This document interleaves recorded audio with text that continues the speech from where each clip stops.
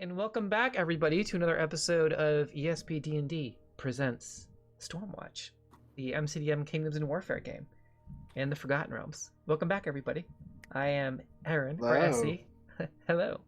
Your storyteller / dungeon mistress, and I will be adjusting my camera, running these lovely folks through the world of Rise of the Zhentilar Reclamation. Stormwatch is the party name. So again, I'm Essie, or Erin, your dungeon mistress and or storyteller, and I will be playing the ensemble, everybody else. So we're going to go around the table and we're going to have these lovely fellow cast members here introduce themselves, who they're going to be playing, and a little bit about who they are, where they come from, and their pronouns, anything you want to add. So introductions, feel free to plug your content, whatever you want to do. This time is for you. We do more in detail at the end, but the Reader's Digest version, take it away. Isabits, hello. Welcome back. Hello. Thank you. I am Isbits. I'm going to be playing the Earth Genasi monk, Terra. I use she, her pronouns. Terra is she, they. My mind just went like completely blank when I started thinking about what the things that I do. Sorry. No, that's okay. Yeah. No worries. I'll add your link tree in the chat and give you time to recollect your thoughts. I am here every other Monday, playing Stormwatch. Every Sunday I am on Master Rem Twitch for like Clockwork, where I play a human bard named Drusilla. I'm doing other stuff, but I can go into more detail later because I don't want to take up too much time. Thank you, Isabits, and our friends from Animazing Radio. Ange, hello. Hello, I'm Angela Rose, also known as Ange. My pronouns are she, her. I am playing famous a Leonin paladin, Oath of Redemption, whose pronouns fall more in line with she, they. When I'm not here on Sunday nights, I'm co-host of a podcast for all you anime fans. Check out Animazing Radio. And that about sums it up. Awesome. Thank you, Ange. And Nick, hello. And I know you have a Twitch link ready to drop in the chat, so take it away. Shoot. I'll get to that. Hi, everyone. I am Nick, or Husky in the chat. I am playing Clematis Scamperpaw, or Clem for short. He is a Harangon, bunny boy, wild magic barbarian sorcerer, big strong, and he is, ready to tear his way through Faerun. On Friday, starting up this week, I will be in another campaign as well. I can talk about that later, but yeah, here to beat stuff up and cast some magic. Awesome. Thank you, Nick / Husky. Dahlia, please. Hello, Dahlia, she, her. I'm your arcane trickster rogue, Aluda. And I don't do anything except hang out here and play D&D with you guys, so I'm excited to do that tonight. Awesome. And Jeff / Fathagan. I think I pronounced it right that time, right? You did. You got it. Yes. Yay! Okay. I am Jeff. I am otherwise known as Fathagan on TikTok, and I play D&D here, and otherwise do odds and sods on my own Twitch channel. And natter on silliness on TikTok, or on both TikTok and Twitter. Mostly just retweets of silly things. But anyway, my pronouns are he, him, and this evening I'm playing Simeon, who is a tiefling battlemaster fighter whose pronouns are also he, him. Awesome. Thank you. And last but certainly not least, Avalon Willowbloom VO. Hello. Hello, everybody. I'm Avalon, she, her, or they, them. I am playing, it's not future tense, Rin, the Changeling Lore Bard. She uses she, her primarily, but, you know, these things are a bit fluid. Hell.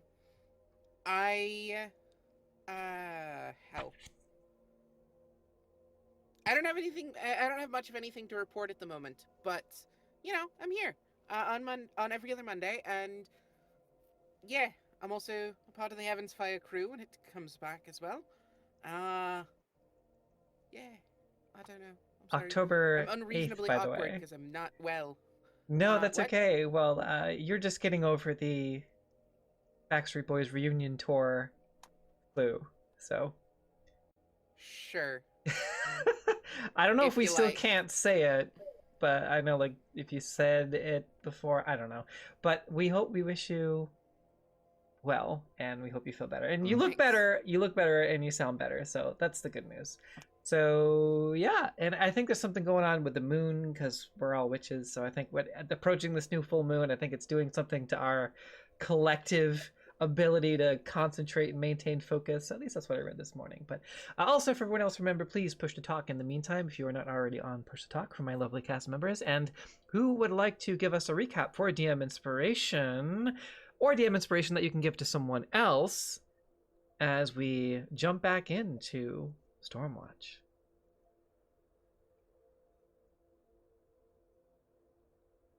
I'll take a stab at some. What was the word? Recap. Recap. Wow, yeah. I am struggling. Last week was almost entirely a roleplay session, wasn't it? As we got to grips with various people around the keep and Technically combat. Some of us even though it dealt didn't with some last very backstory long. stuff.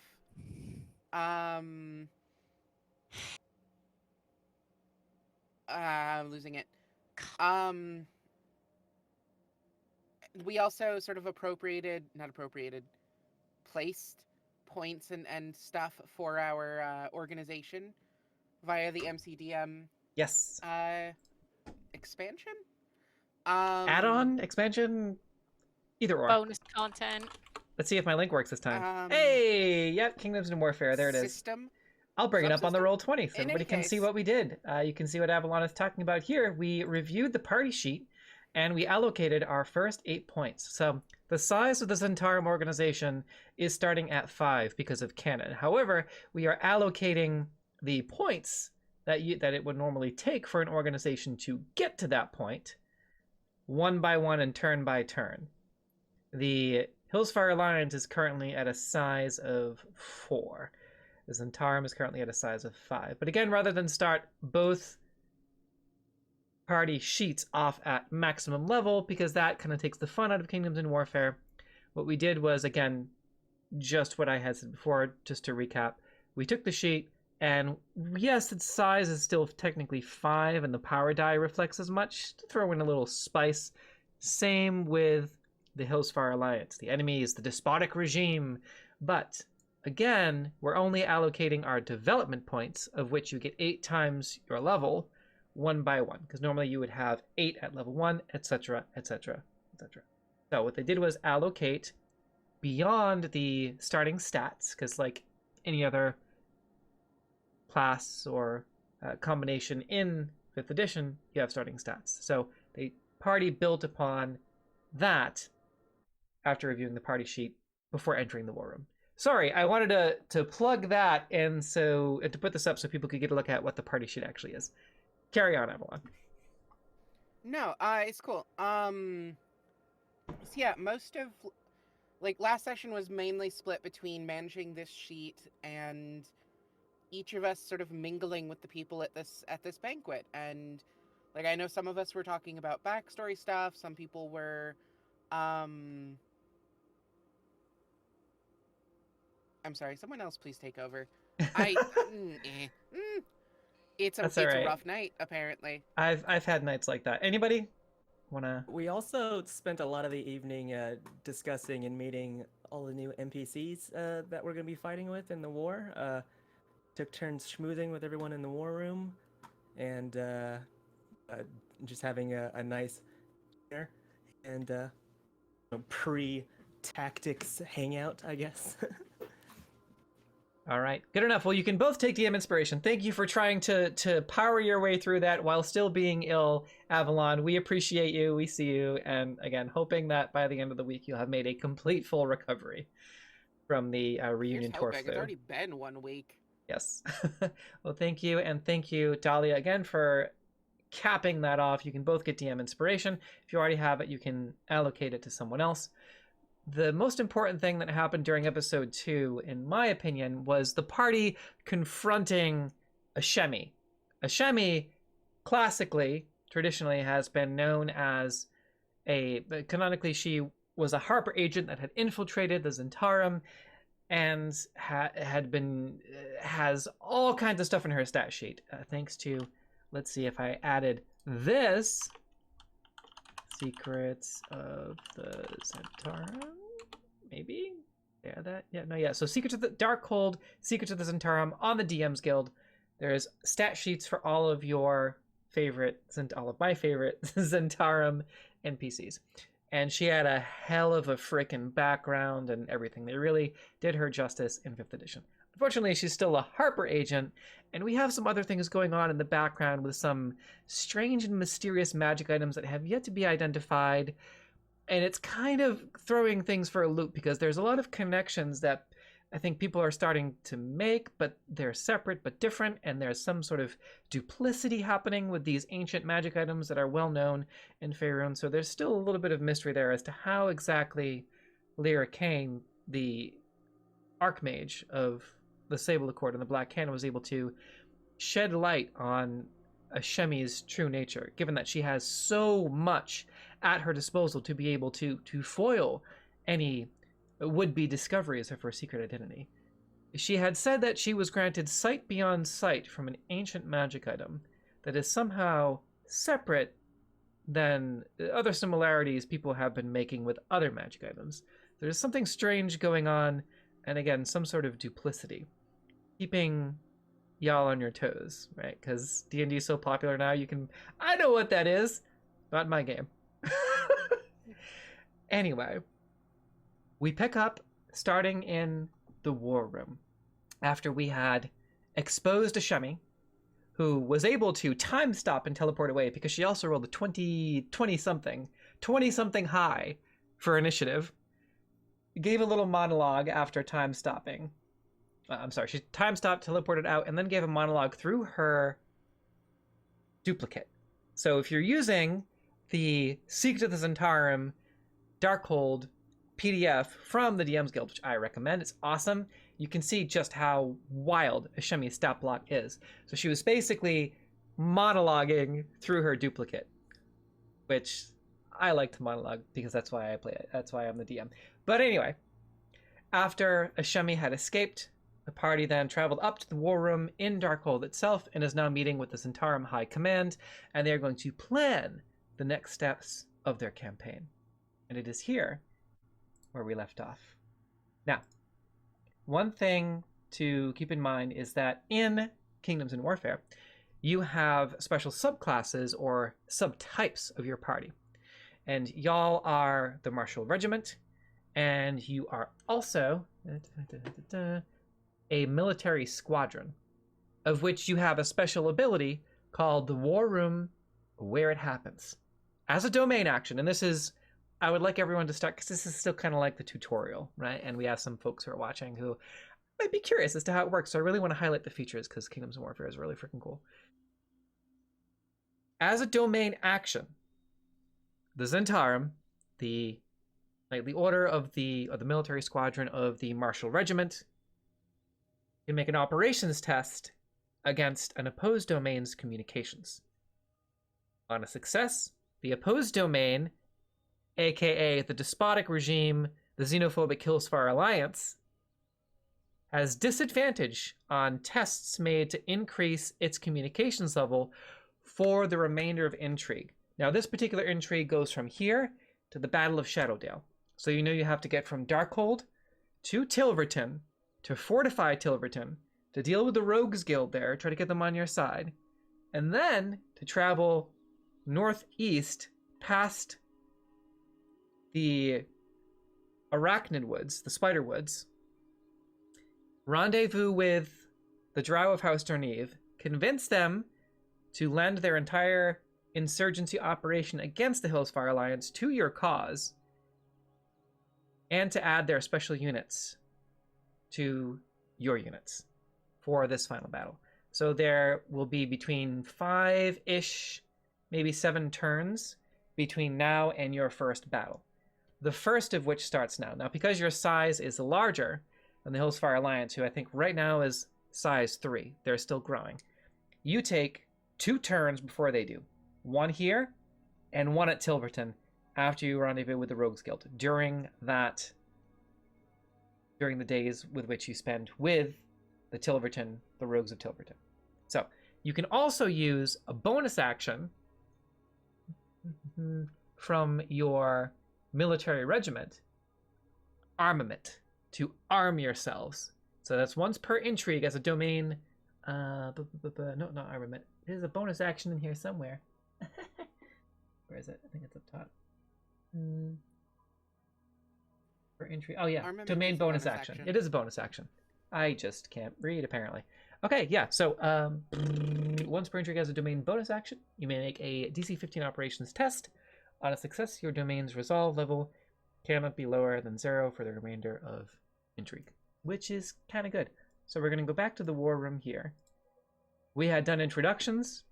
You are currently seated at the war table. I don't know why Lyric Kane is on the... If it wasn't obvious, Lyric Kane walks in shortly thereafter. Lyric Kane is here with Riviar Darkwind, the commander of the Stormwatch, the Emperor himself, the Paragost, General Rebecca Sorelia, commanding. She is the commander of the Zhentilar, General Gareth Farkin, who is was also a general, but is also captain of the Outriders, the party, and Nazgris Felkar, recently named High Archmage of both the Sable Accord and the Black Hand, to ease Lyra Kane with her transition into becoming the High Archmage of the Sable Accord.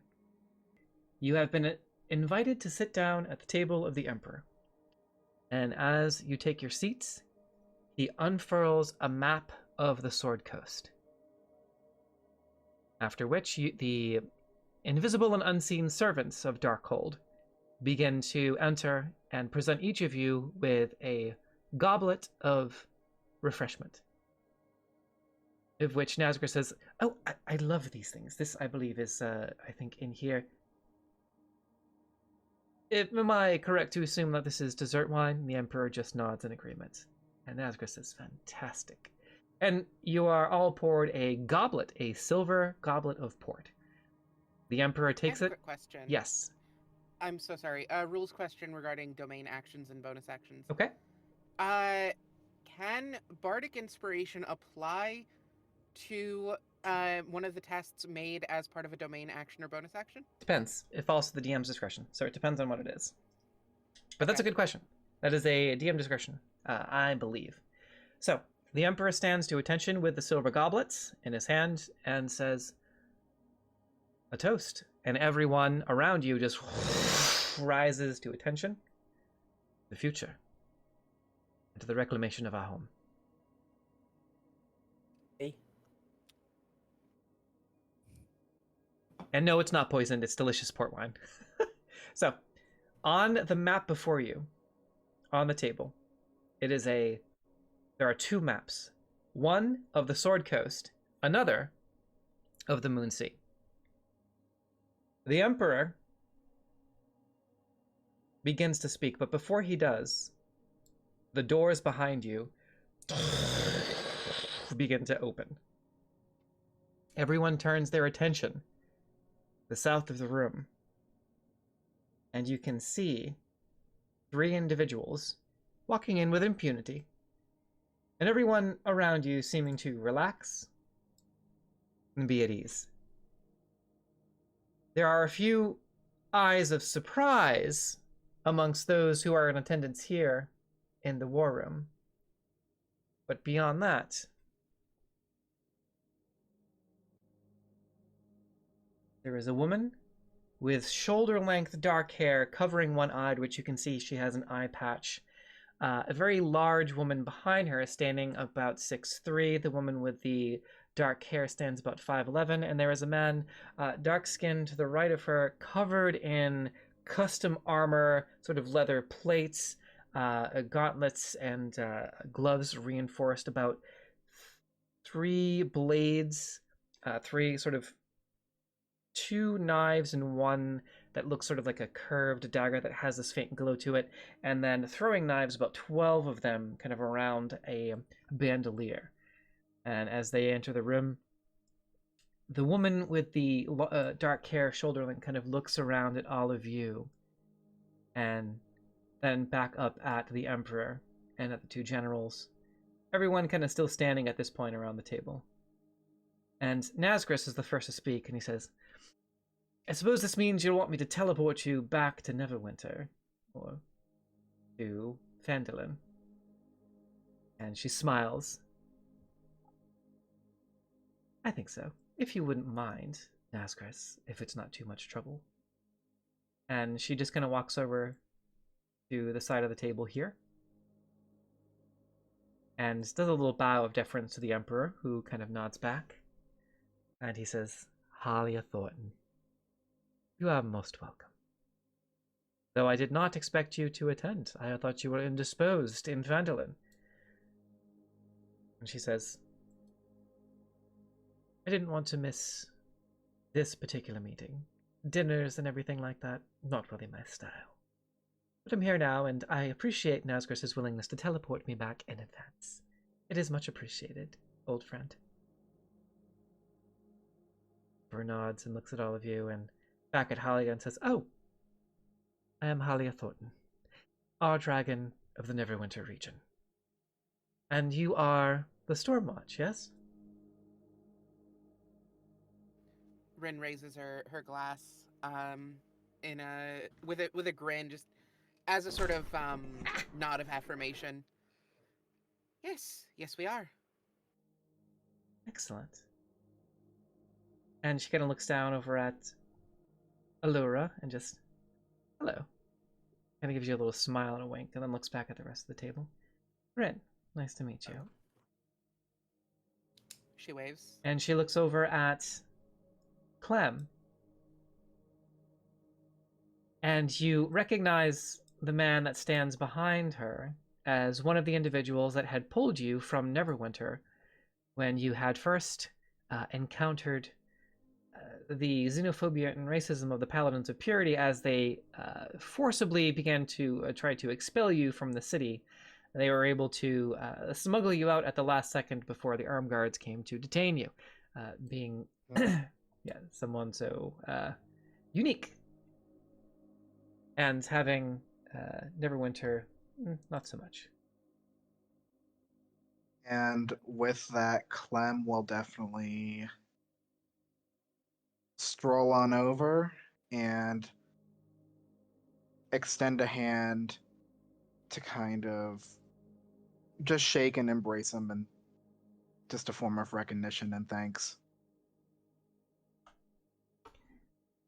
Oops, that was all caps. I meant to say aw, because people are being sweet in the chat, but it's like aw with all caps. All right, yeah, you walk over and he puts a hand on your shoulder and just, Clem, you made it quite far, I see. Clem will just give him a hug. So apparently, for some reason, having Roll20 up as a primary screen slows down the Twitch. I don't know. That's really weird. Whatever. I know that they have weird HTML Whatever code. works. Yeah. So this is Seems to fine. be working now. Yeah. Whatever. Anyway, so it's gonna be a lag spike every time I go over to Roll20, which is unfortunate because I need Roll20. But anyway, regardless, you had also met Halia Thornton, but only once, very briefly, and gotten to know her. And she does recognize you, and she says, "It's our Harengun friend from Neverwinter." I agree, Tank. They've come a long way. With that, he's still holding him in his arms, hugs him, and picks him up to spin around and face her before dropping him. I mean, he's make an athletics check to see how gracefully why you do not? this. Yeah, first dice roll of the night. Go ahead. Roll for hug, Clem. Yeah, roll for hug. Because he's that's big. a nat one, so that's fine. So you're like, and you go to pick him up, and he kind of like, oh yeah, and he kind of like shuffles over and like kind of lets you, does a little jump and lets you do it. He's doing most of the work here. Adorable. Yeah. Roll for hug. And as you place him in front of Halia, the Emperor says, "It seems as if you're all already acquainted." Yes, they saved me back in Neverwinter. Quite a fun place to be my first major city in Faerun. Thanks, Jeff. A cheer for hug, yes. And the Emperor kind of looks down and says, "If only we had the foresight to save more in advance." And you see Halia kind of just... her face and expression grows serious. And she kind of trails off for a moment, and there's this awkward silence that hangs over the room. She puts a hand on the table. "Let's get down to business then."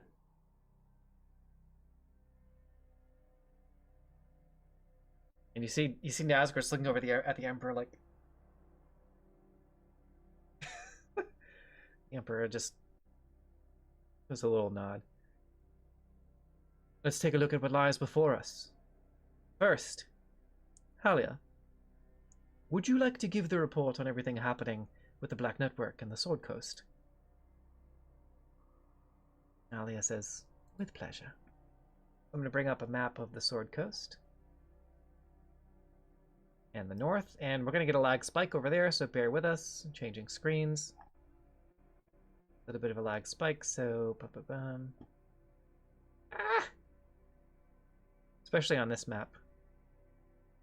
It is always such a jar to go from, like, to this is the same map that we use in the other Monday game, the Iron Fangs game. Big lag spike. Except that version of the map has so many, like, doodles and random things on it.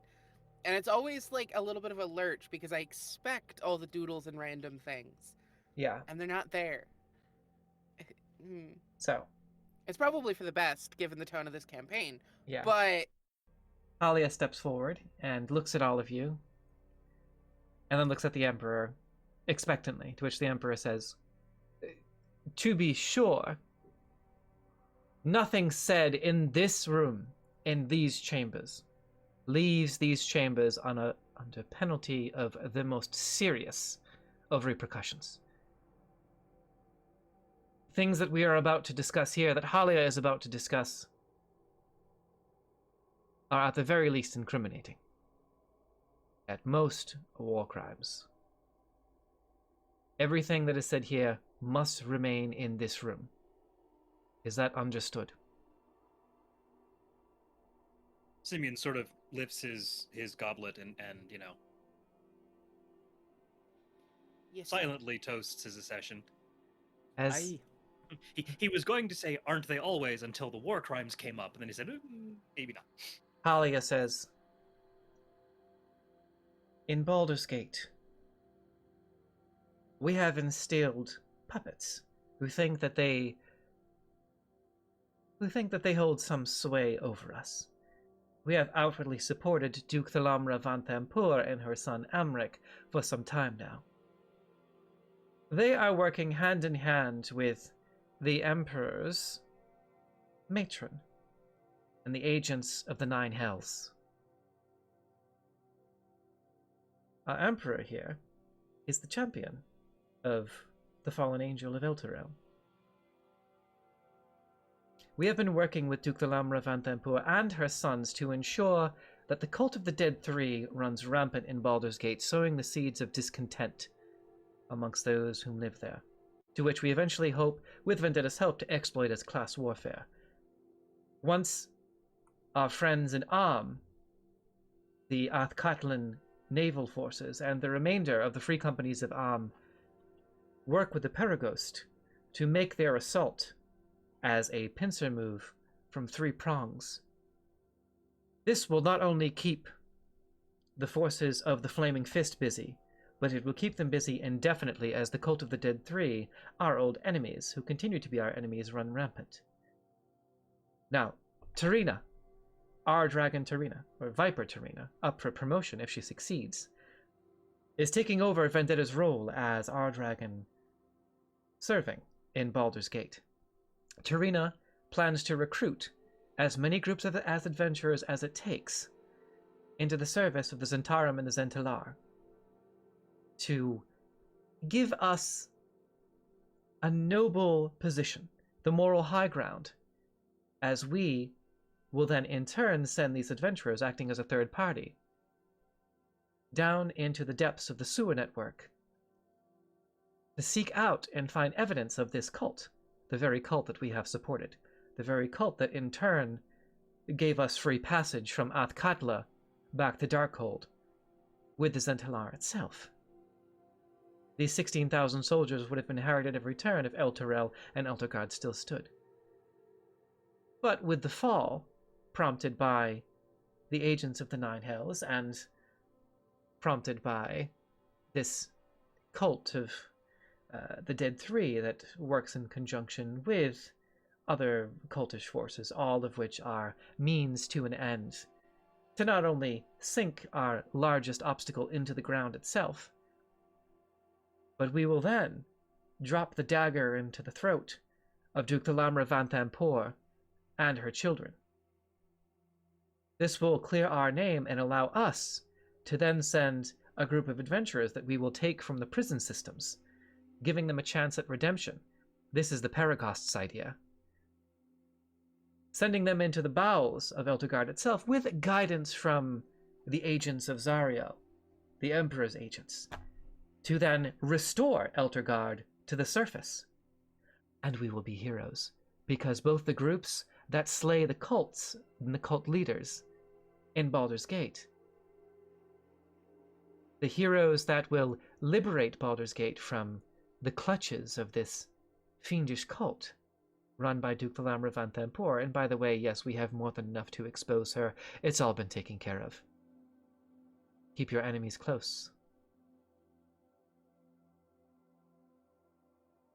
This secondary group of adventurers will be sent back after the war is won to bring Elturel back up from the depths of the Nine Hells, where it currently stands underneath the shadow of that, I believe they call the shield protector, the traveler or something. It doesn't matter. It is a device, and we'll keep it there until we are ready to raise it back. Those hardy enough to survive will survive, but we knew in advance that Elturgard would stand in our way. We took care of it. And then we will clean up after it is done.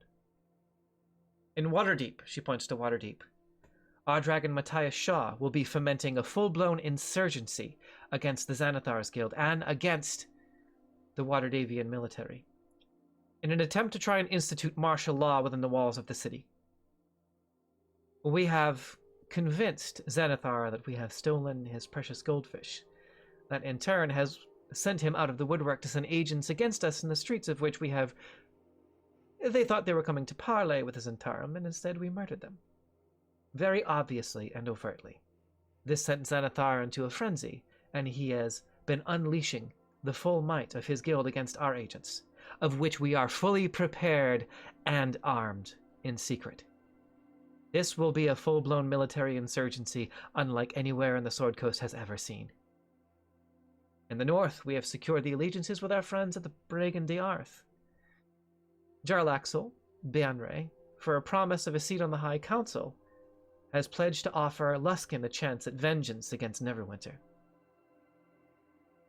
In Silverymoon, our forces there are fomenting long-standing rivalries between the dwarves and the elves, and doing their best to keep them in their dwarven strongholds. Our allies below Waterdeep in Undermountain, our drow allies there, have been willing to stage a series of kidnappings and a series of bold political maneuvering and isolated attacks that will keep the dwarven strongholds at bay. Using some of the obelisks that we still do not understand, and a bit of bait.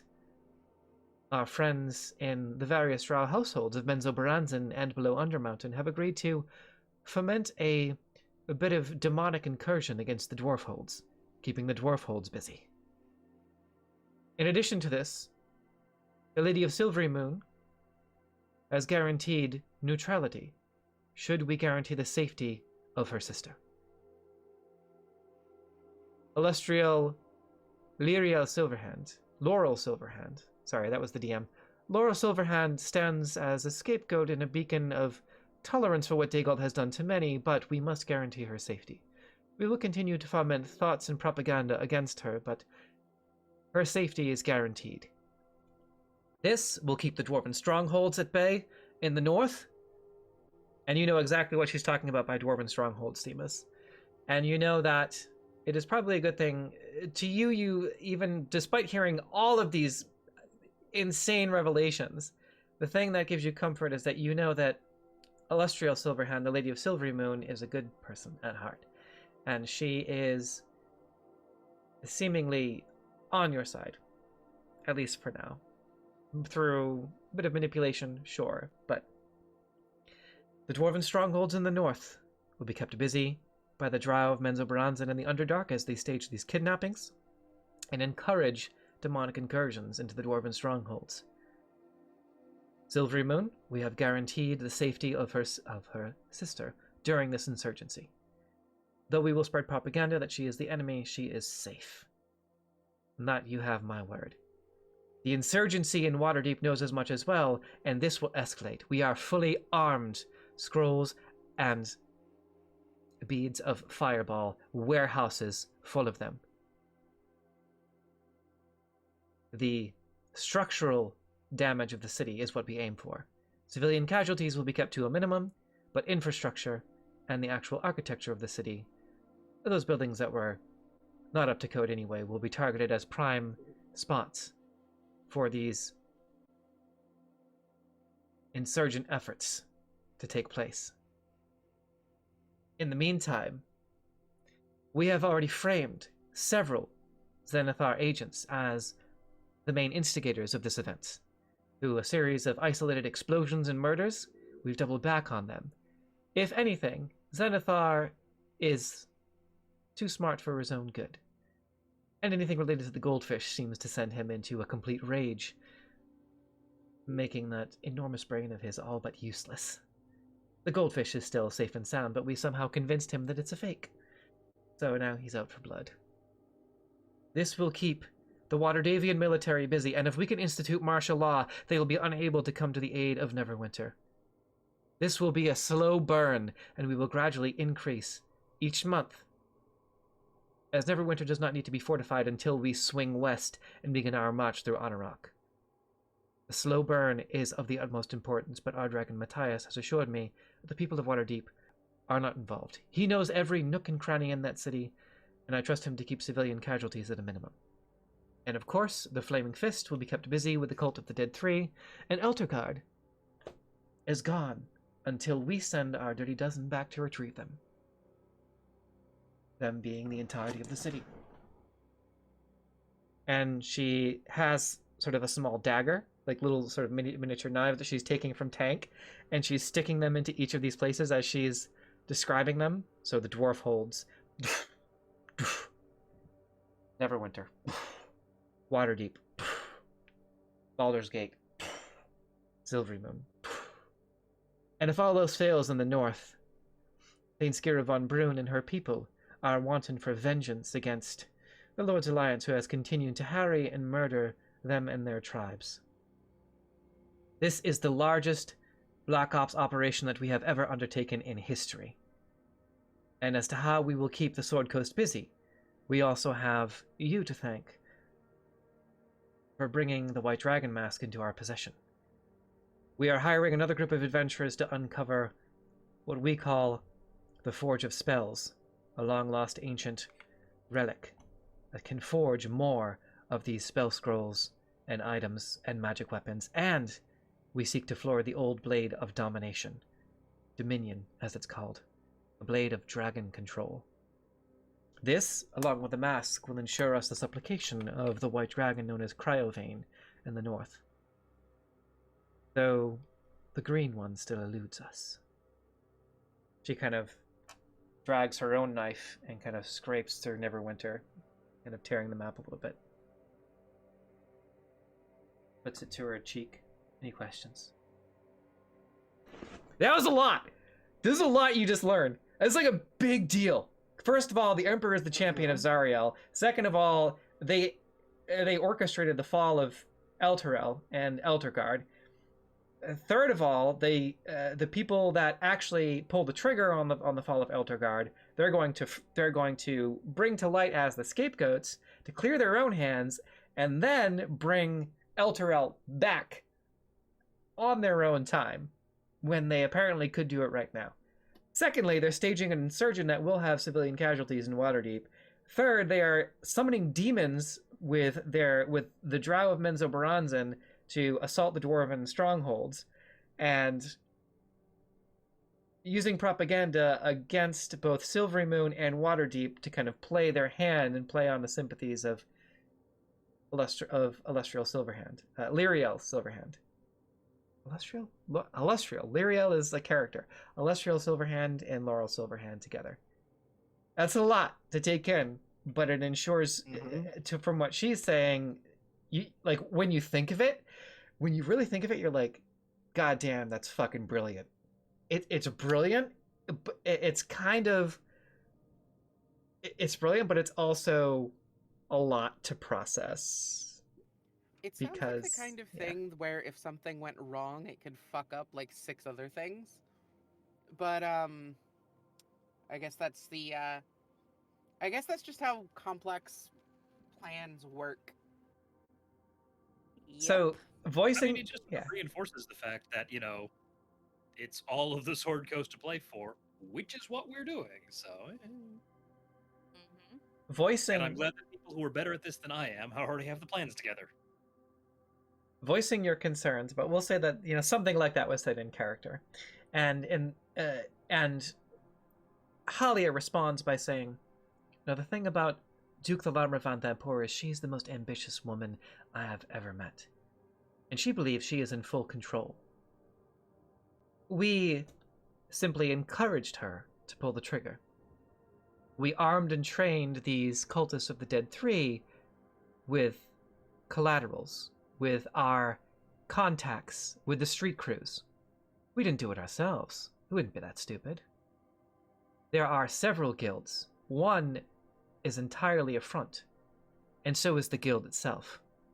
With Nine Fingers Keen, and with 3 of the street crews in Baldur's Gate acting as our tertiaries. We've covered our tracks. We have not sullied our hands directly in any of these matters. In every single," and she kind of taps on the map, "in every single situation, it has been a collateral. Menzoberranzan and the Underdark against the Dwarven strongholds. Negotiations of future diplomacy and what-if scenarios between the Lady of Loudwater and the Lady of Silvery Moon during tax and trade routes discussions.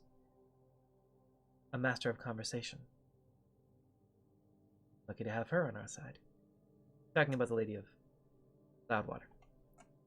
Baldur's Gate, of course, Duke Thalamra van Thampor is so blinded by ambition that she was willing and eager to take on this responsibility entirely on her own. She has no love for Elturel and Elturgard, neither does anyone in her family or the patriarchs that serve in her immediate circle of sycophants. They were all too willing to let this happen. Their fervent devotion to the Emperor's cause, in their own way, has given us a unique chance to be able to bring real change to Sword Coast that is desperately needed. And all we have to do in Baldur's Gate is simply sweep into the city, open the gates, after exposing Duke de Lamra as a wealthy noble who plotted the downfall of so many. And again, not having direct contact with her certainly helps, beyond the courteous nature of inviting her son to a banquet to discuss future allegiances. All done through Tertiary's street crews and the guild. Nine Fingers keen at being one of the most important assets that we have in this situation. She is our go-between. They know her. They expect her. They expect what she does, and they expect what the guild does.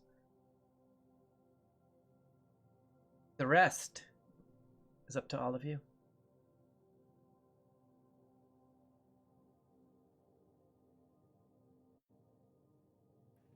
Suppose we should probably get started then, yeah.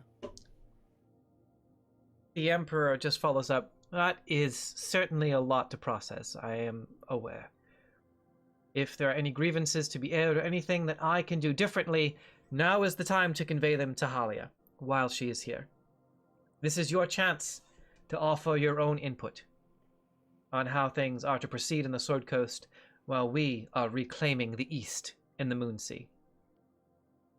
By the way, thank you for the tarot card pull. I'm going to pull from the Norse tarot.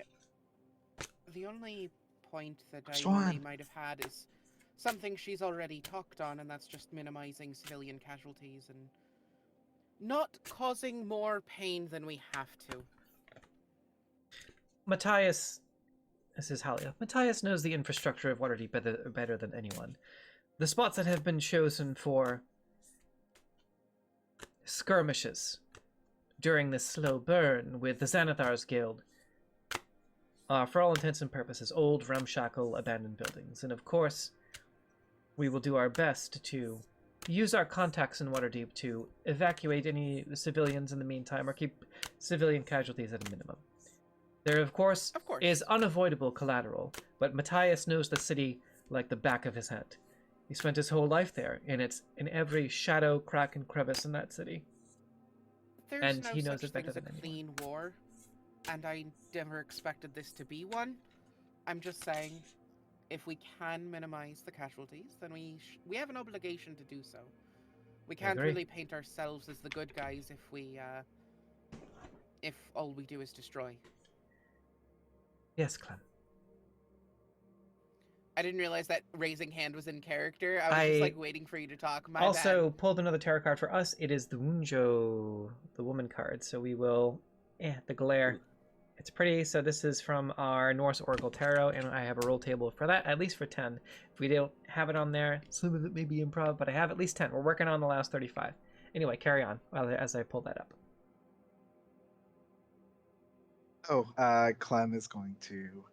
Yeah, he has his hand raised. I was talking to Matron Grayana of House Dernive, and she said that the rest of her family might not be the most kind when it comes to the things that have happened to them. And seeing as we'll be going there pretty soon, I think, just want to make sure that we try and do our best to do the same thing, just prevent really bad things from happening to a lot of the people there, regardless of what they've done. By the way, somebody who would like to roll a d4 for me. Sure. D4. Okay, yeah, all right. Show me a d4. For the Wunjo. It's a 2. 2, okay. Ooh, all right. That You won't make a come good into that won't come into play until Ordinary later. But we Cool. will keep that in mind. So that is Ordinary people Yeah. aren't our enemy, you're right. That's definitely something to keep in mind. This is some level of familiar. A lot of As is such, war is political. And subsequently, yes, this is a bit much on the surface. If they're right, and everyone's intentions are good, the end result will be a good thing for not only the Sword Coast, but beyond. However, that if I'm understanding this correctly, if one thing goes wrong or too many innocent civilians become collateral damage, if one thing goes wrong, that could basically, what's the word I'm looking for? That could cause a domino effect and destroy everything that's been accomplished thus far. We need to be extremely careful. We need to do the right thing. I think that's partly where we come in, and groups like ours, to act as a scalpel when a hammer wouldn't suffice. The adventuring parties that we select, this is Halia, the adventuring parties that we select, I assure you, will be thoroughly vetted. They will have to be sympathetic to our cause, of course, but they must also do what is necessary. But most people who get into adventuring are good people. Most of them. Those who do it for coin, I say, are immediately dismissed. There has to be something more to these groups. They have to believe in what we're doing. And if you truly believe in something, chances are you're not malicious. Those who act just for coin, who will be immediately dismissed or not considered, tend to act in a manner that is beneficial to them and their coin purses specifically. They can be bought and sold, but the point here is not, Halia says, it's not so much dominoes. It is just to keep as many armies away from your final destination of Neverwinter, our final destination of Neverwinter, as possible. The more armies that are indisposed, the better your chances are of sweeping around west through the deserts of Anarok after your conquest of the Moonsea. But first, we have done our part.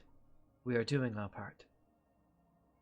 She looks at General Rebecca and General Gareth and says, "It is up to the Zhentilar now. You must first reclaim the Moonsea. This is all a slow burn. Nothing will happen overnight, so we will have plenty of time to course correct. It is not an overnight insurgency. It is not an overnight operation in Baldur's Gate. It is not an overnight operation in the Underdark. Nor is it an overnight operation anywhere with which we operate.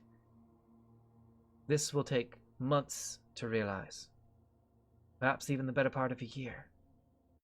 In the process, we all must be surgical and precise and deliberate. The rest is up to you, truly."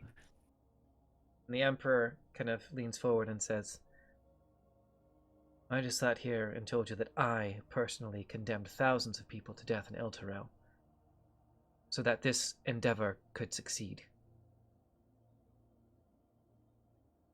You no words for me." Sorry, he's talking to us? Yes, the Emperor. Samus Okay. gives a very heavy sigh at that. Now is the time for you to air your grievances against your Emperor. It is here where you make the choice as free people. After what I have ordered, after what I have done so that we may succeed, will you stand with me and liberate the world? Like I said before, I don't think there is a such thing as a clean war. There's not. But but that doesn't mean that our goal has to be heinous and destructive. As Halia mentioned, our goals should be precise and deliberate.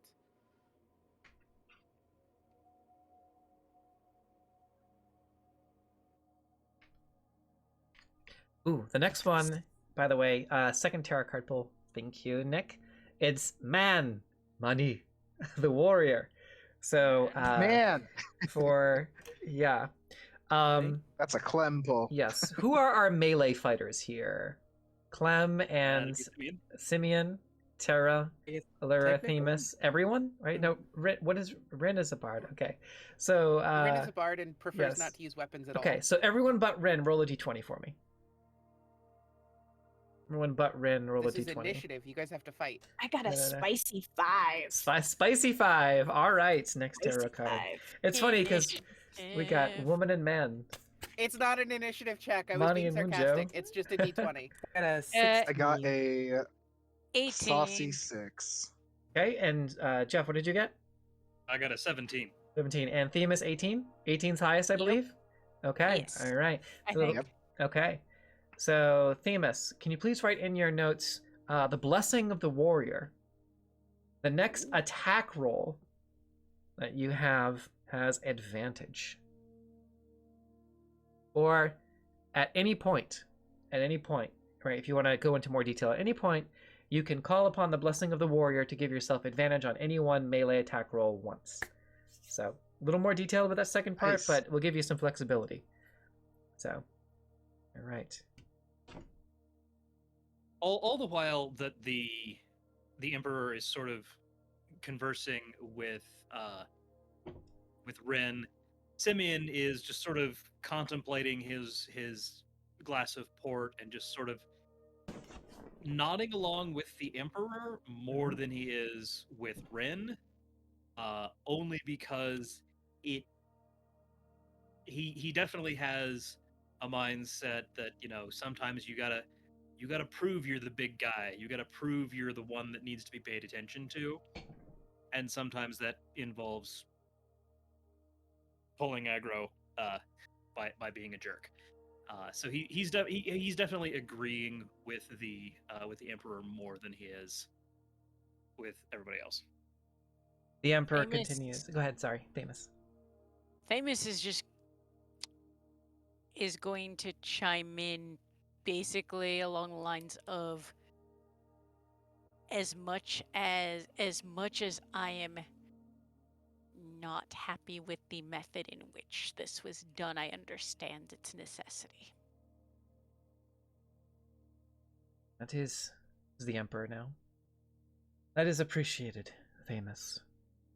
I know you have ties in the north, and I can say that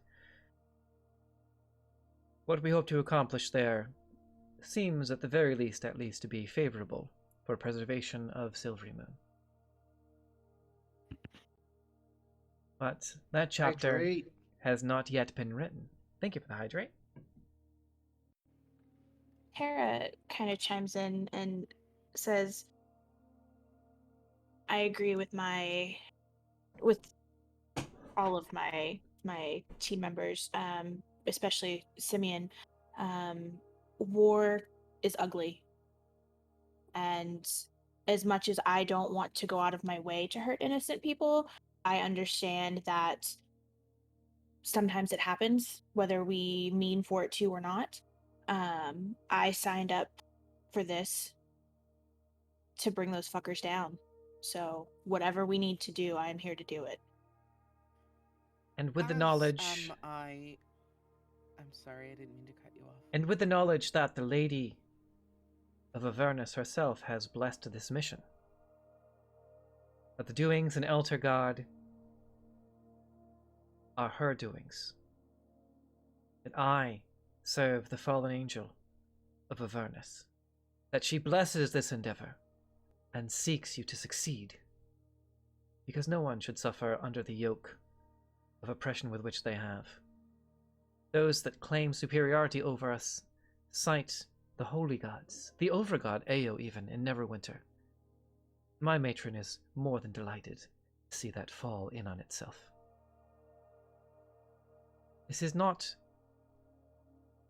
a normal occurrence for most individuals in the Sword Coast, but seeing as you are here, in this chamber, it stands to reason that you are not all normal individuals.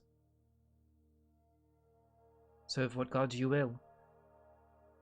Some of us serve Cyric, others Tempest, others the Red Knight, others Sune, Saloon, Shar.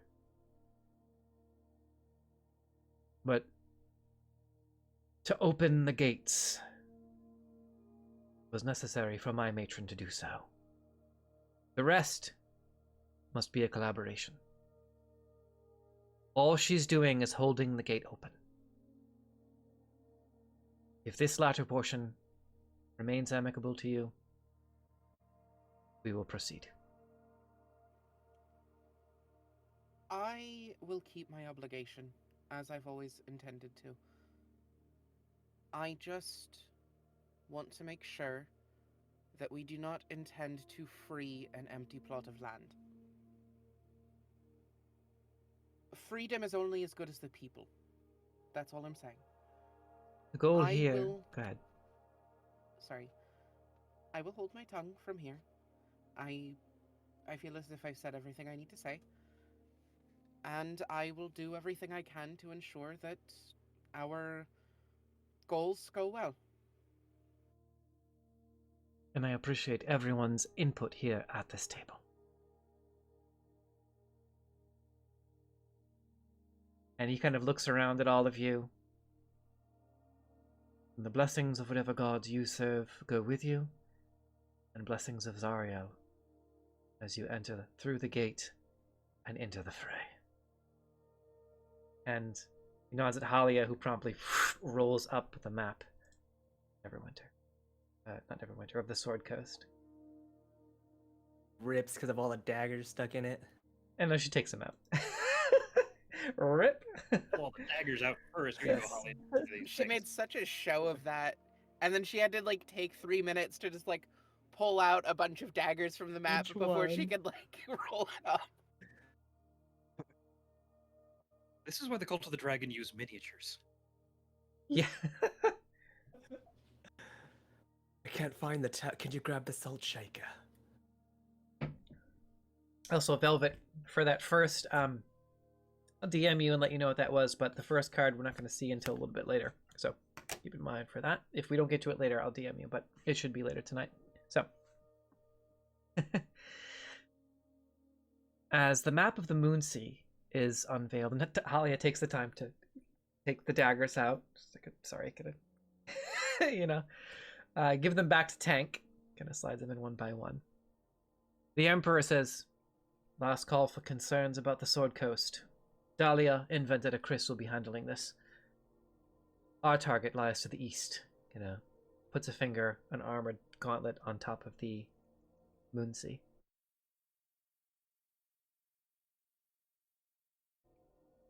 Ah, yes. The wretched hive. Very well.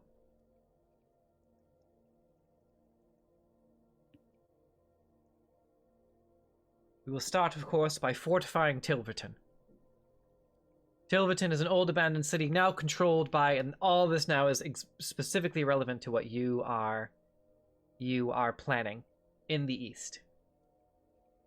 So this is, it's all relevant to you, but basically what was being described was while y'all are in the Moonsea, during this campaign, the Sword Coast will undergo a campaign of progressive weakening from the Black Network. From adventurers to Zhentarim agents, it will be a long series of espionage and intrigue, subterfuge, and sabotage. It will be happening behind the scenes to make it so that when you arrive, if you do arrive, the Sword Coast will be already ready to fall. It does nothing. Essentially, what they were getting at was that it's the goal, which is why they specifically said less like dominoes and more like a net. and that the goal is to keep as many of your foes away from you when you enter the Sword Coast as possible. To keep everyone so busy and so consumed and blinded in their own issues in every city-state that they have no choice but to not offer Neverwinter, your first target upon reaching the Sword Coast, any aid. Hello! Hello, all new chatters. Master of Rem. Yes. So, the Emperor continues. We will start by marching to Tilverton. All of you will go in first.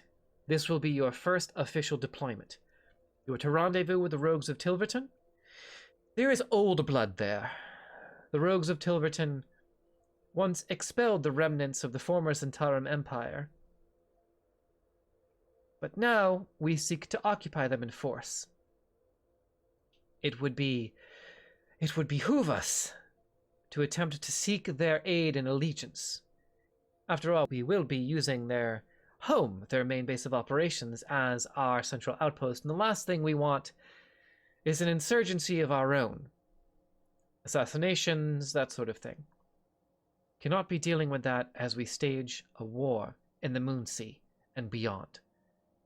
It is up to the Stormwatch to infiltrate in advance, make contact with the rogues of Tilverton, find out what it is that they want, and do whatever you can by any means necessary to get them to see and sympathize with our cause, to empathize with us.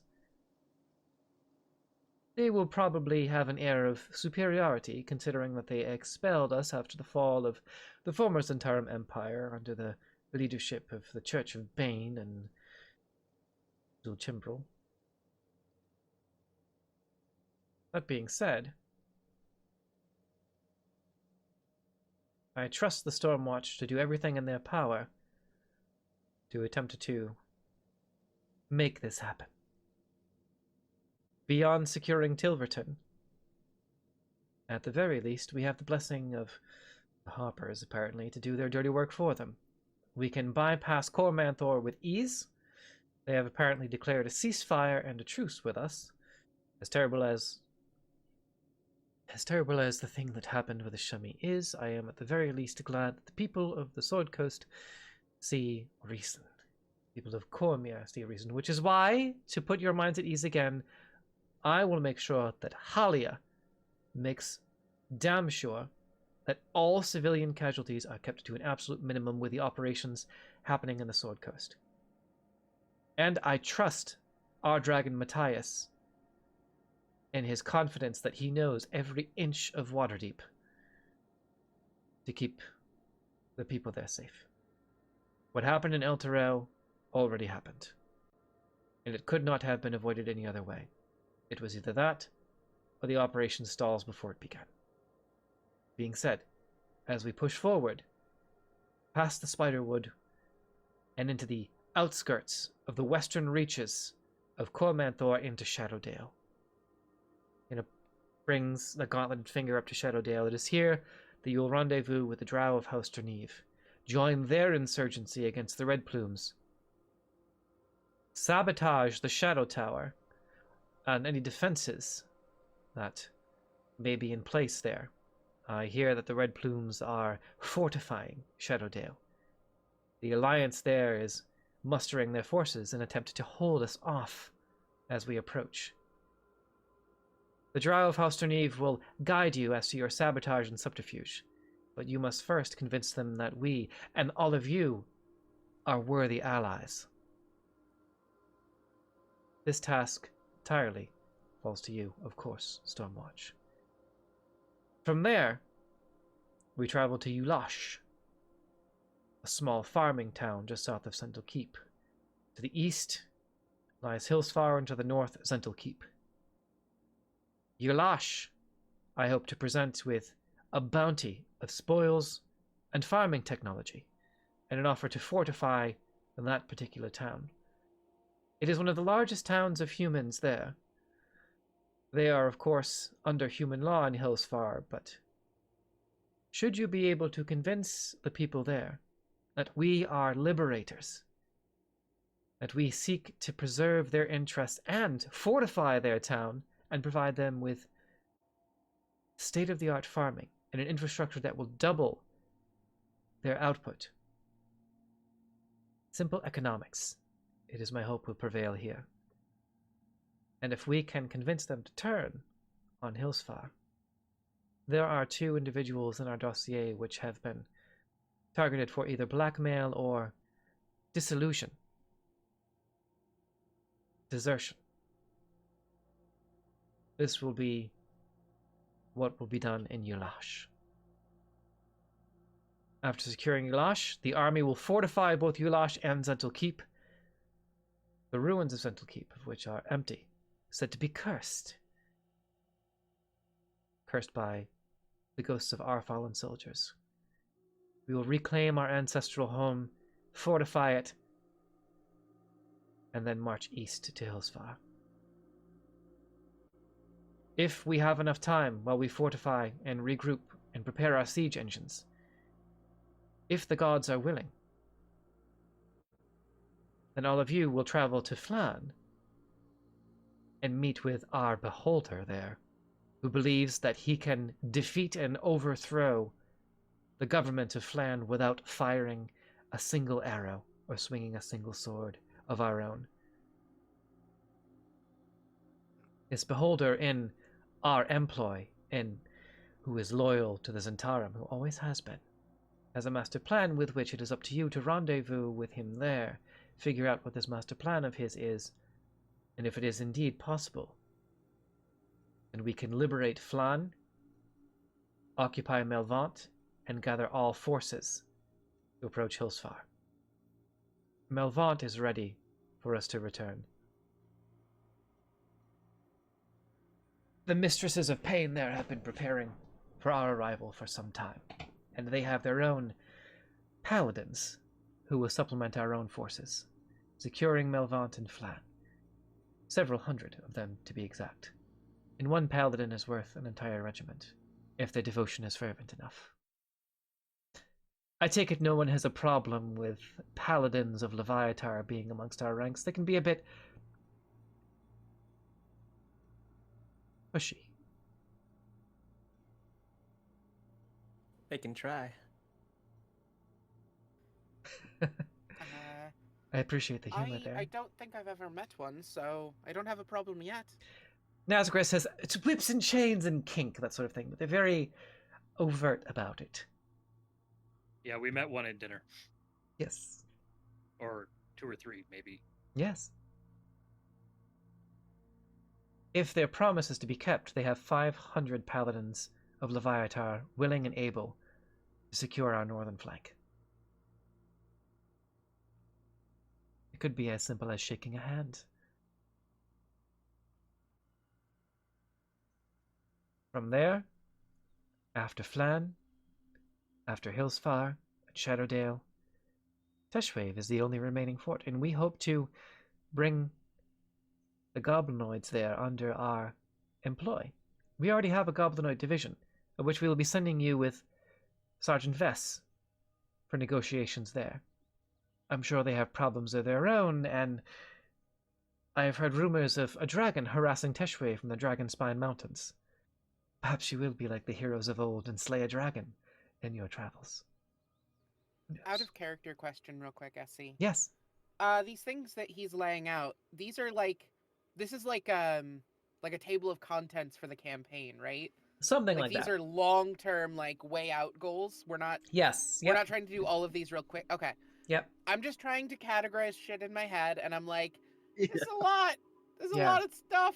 Lastly,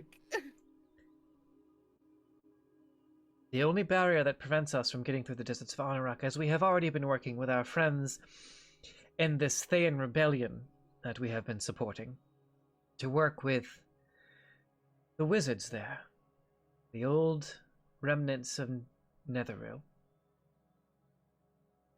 to come to see that neutrality here would be in their best interest, as sort of a sharing of resources. Despite our previous differences, these remnants in Anorak we believe that we have more in common, and it is this Mia Sefiriska from the Thayan Rebellion that has assured us that with full access to the Thayan libraries after her success, that they will allow us access. There is a bit of trust, but having Red Wizards speak on our behalf is certainly helpful. You may have to tangle with some representatives who are less than pleasant before we travel through Anarok. That might be your most dangerous mission yet. They may flay you alive, they may kill you, they may sacrifice you to some dark, unknown eldritch power. Let's hope that it doesn't come to that.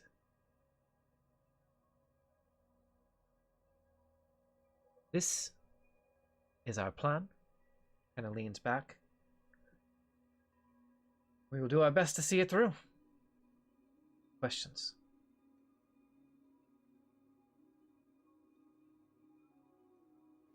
Not at Simeon. this juncture. Simeon perks up a bit, and not to put too fine a point on it, but following the revelations surrounding Ashemi, have we taken into consideration our communications? I'm sure if you have experience with encounters going badly because of incorrect information and well, having your secrets leaked. Have we taken measures to try and reinforce against these things? This will be an ongoing consideration.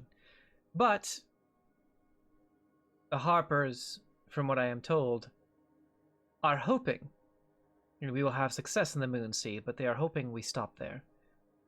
In our hearts, we believe that they do not believe that we will, as we know that we will not. But that is definitely something to keep in mind. I appreciate your input, Simeon.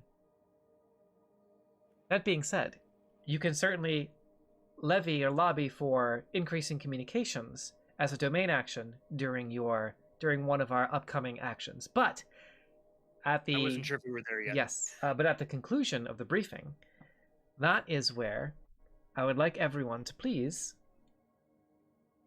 consider who would like to roll for our first intrigue roll, the war room where it happens.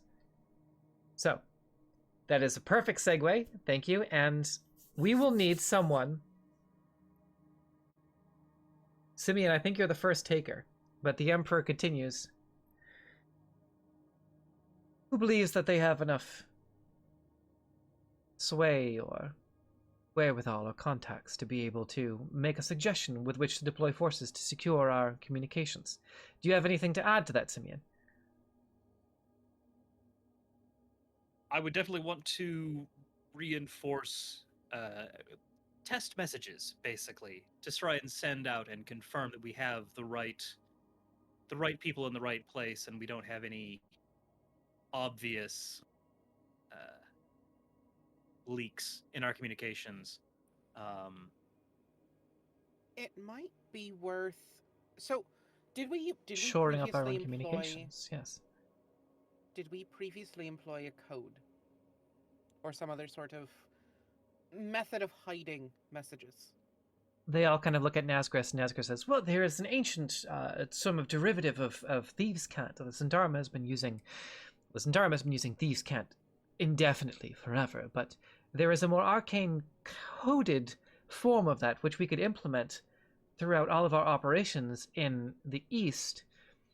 Halia speaks up. Our Thieves' Cant is most secure on the Sword Coast. It has not been broken yet. But, and Nazgûl speaks up, for the East, I'm thinking that we could try and employ this more arcane means of communication. That's a wonderful idea, Rin and Simeon. No, that wasn't actually my point, although not bad, I guess. Anyway, my question was if we could potentially send out, like Simeon was mentioning, sort of test messages, using whatever our previous method was to sort of test where those holes might be, things that Ashemi might have done to prepare, things on her side to receive messages, decoy messages, false orders, that sort of thing, to test where the holes might be in our communications and figure out who is untrustworthy. Yeah, that is my concern, is that Ashemi was here for so long, and it took until now to suss out that she was a traitor. How many other people in our ranks are also traitors? Lyra Kane speaks up now and says, "That is an excellent question." And Riviar kind of looks at all of you. "I agree. I think testing holes in our communication should be our first priority."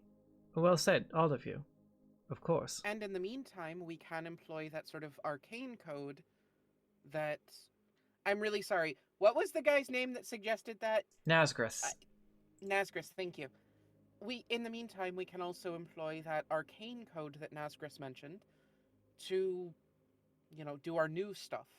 And that would doubly serve to redirect, because there'd be different messages to... There would be multiple messages of varying code that would... It would further obfuscate our movements.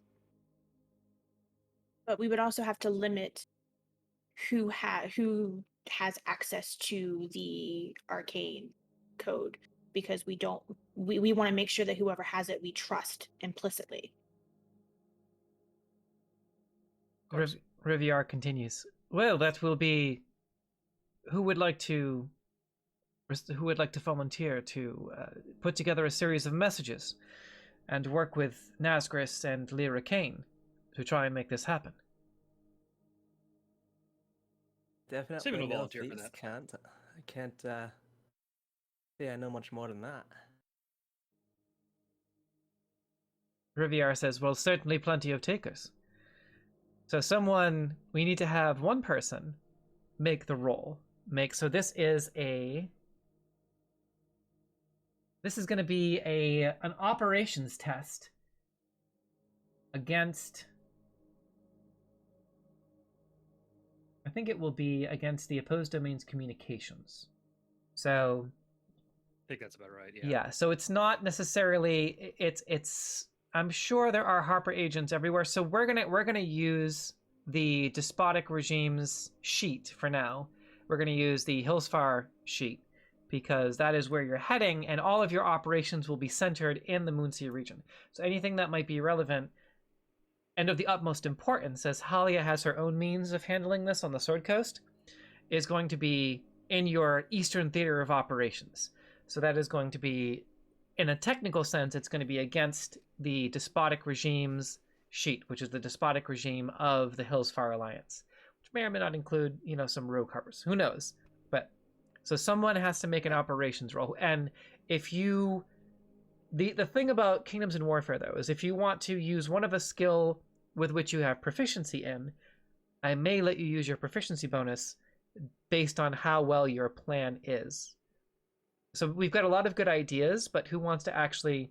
Someone has to take charge to implement it. Before you roll that, Ren just looks to Simeon. If we do this right, if we plan this right and do this well, we can not only figure out where the holes in our communications are, but we can throw them off balance as well. Just because they will be in the wrong places at the wrong times. Exactly.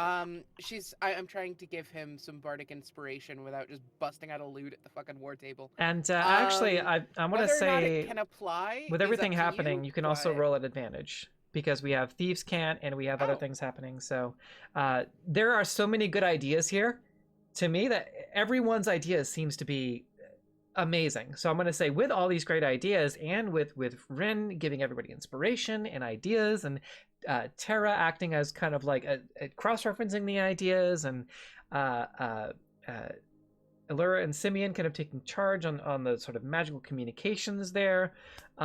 There's more than enough to give whoever rolls advantage. but one person has to kind of take charge and use a skill that they are that they think might give it a unique flair, right? So great ideas, but how are you going to put your unique spin on it, and who wants to take charge in doing that? Simeon was going to go. Sorry, I was going to go ahead and roll as Simeon. I was going to try and throw deception on that, Okay. as the main skill, and along with what Rin was getting at, incorrect, or rather, false orders that are being sent in a way that sort of has the thieves' cant attached to it at the end, that reminds people, hey, by the way, this is this is a trick. Don't do this. Good on you for having your thieves' camp together, and follow up with that. I mean, basically, yeah, just sort of give the ideas that we're not going to Ulash first, for instance, that we're going to try, Mellivant first, and then remind everybody, by the way, with all the flowery butterfly, wasn't it butterflies or flowers, wasn't it? Anyway, the thieves' cant that we used in session 0, to remind folks, by the way, the lovely foliage that is in Hillsfar this week points us that we actually are going to go to Ulash and ignore this. This is a test. I just pulled a card from so yeah, Anna, and whoa, You Anna. have a D6 of Bardic Inspiration if you choose to use it on that roll as well, assuming the DM says it's cool. Shout out to Anna, one of our It is a patrons. D6. Yes, shout out to Anna, one of our patrons who pulled a tarot card in Discord. So if you're curious on interacting more with the game, you can check out our Patreon tiers there, and also we have other stuff in the works, of course. So I am going to switch up the music here real quick. Let's go. Yeah, please do join, because if you do, there's free pulls. You don't have Yeah, to spend points to do it. that's true, and we have our Discord there as well. This is wild. As you're discussing this, you hear kind of from the side of the shadows of the room. So it's Zariel in the mix now, huh? Interesting. And you hear someone bite down on an apple. Hera immediately whips her head around to look. Everyone in the room kind of just looks over, and you see the Dread Praetorians all just go to pull swords, and as they do, you see them all freeze, and every single Dread Praetorian in the room is trying to pull the blades out from the hilt, and none of them can, and they look over and they go to run, and they're just kind of, somebody roll a D100 for me, please.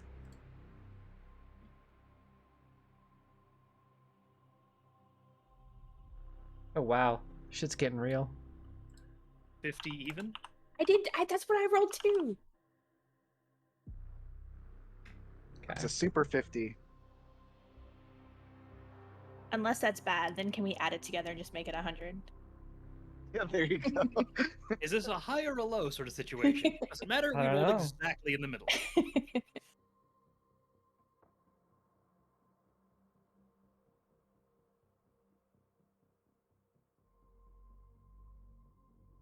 Okay, irrelevant. Never mind. Now, remind me, this is the... This is the guy that was by the guy that we didn't statue that was eating the apple that disappeared Oh, I know up that the stairs. fucker. I know that fucker. And kind of slowly walking over as the guards try to move, and he kind of walks over to this one and just kind of looks at him, and he's struggling, and this guy kind of starts to, and he just relax, kind of taps this guy on the side of the head, kind of just walks a little bit closer forward. Billy Zabka, everybody. There's a thing. There's a reason for this, right? But as this guy kind of walks over, and everyone kind of just looks at him, the Emperor says, "Identify yourself." And he says, "Really? You don't know who I am?" And the Paragos just puts a hand out and kind of motions for everyone to stand down. Kind of gets close to the table, looks over the map, chews on the apple. Sloppy, but I like it. Looks over at Clem and just, I like you. And then looks back at everyone else. The Paragoth says, "Be at ease." And he just kind of gestures around at some of the locations in the Moonsea. You know, if you want to do this, there are plenty of other ways where you could have made Elturel fall. But I admire the creativity there. So long as we're on the same page, and Zariel is not the matron deity of this entire, right? Nobody's fixed another bite of the apple. Nobody's got any lines twisted, right? This is just something that our emperor is doing. This guy is just coming in here and just absolutely being wild, and the Paragost is telling everyone to stand down. What do y'all do? Just watch and observe. Side check. Sure. I'm also Yeah. on the insight check. Yeah, go ahead and show me some insight checks. That is a grand total of a 9. 9. Yeah, all right. You're fired. Tough to read. Total- Tough to read. Total of 20. Okay, yeah, so you're trying to get a read on this guy, and as you do, he kind of looks over to you and like kind of looks right at you and is like, picking up anything? What do you think? What do you see? This is Does he at the have very anything, least like- not normal, and the fact that he knows that you're trying to figure him out and he looks over it and just kind of dismisses it. Go ahead, what was your question? He's right next to Rin. Is there anything hanging on his person or anything that I can see? On his Any neck there is equipment or anything? yeah, there's just a pendant of the winged snake around his neck, and he has a black bandana around his forehead.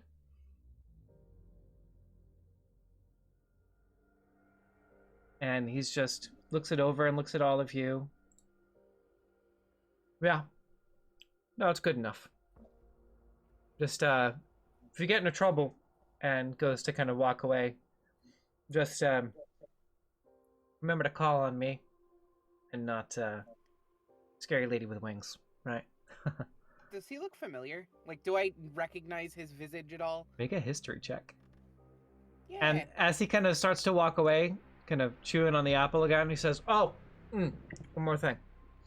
You displace any kids, send them to the orphanage I'm in gonna use Waterdeep." my DM inspiration on that. Okay. Add them to the orphanage in Waterdeep. Yep. Yeah. He's like, 17. "There's also one in Silvery Moon. Just open. But it's a little harder to find." And he just kind of, just remember who's really in charge here, right? And he just, What's I her love these name? guys so much. Yeah. What's Who her are name? you? he just kind of, if you don't know, that's your first problem.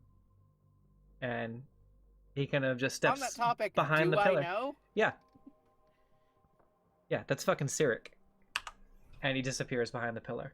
And all of the Praetorians just stumble forward onto the ground in a clank of armor, and the Emperor just, So, and the Paragost just kind of puts his hand over his both the sides of his helmet. Just lets out a heavy, exasperated sigh. so was that actually Cyric? I mean, he's clearly powerful, but is that the actual fucking god right here in this war room? By the way, that was the that was Loki that Anna just pulled. Nice. Lord of Chaos. Delightful. And that is one of the ones that I had written. That is Cyric arrives, gives the party guidance.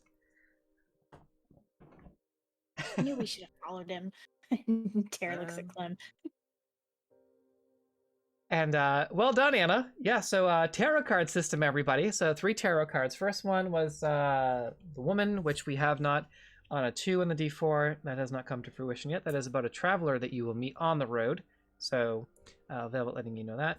The second one was the man card, right, which is the warrior, which was advantage for Themis on the next attack roll of her choosing. And then, of course, it's your boy Loki.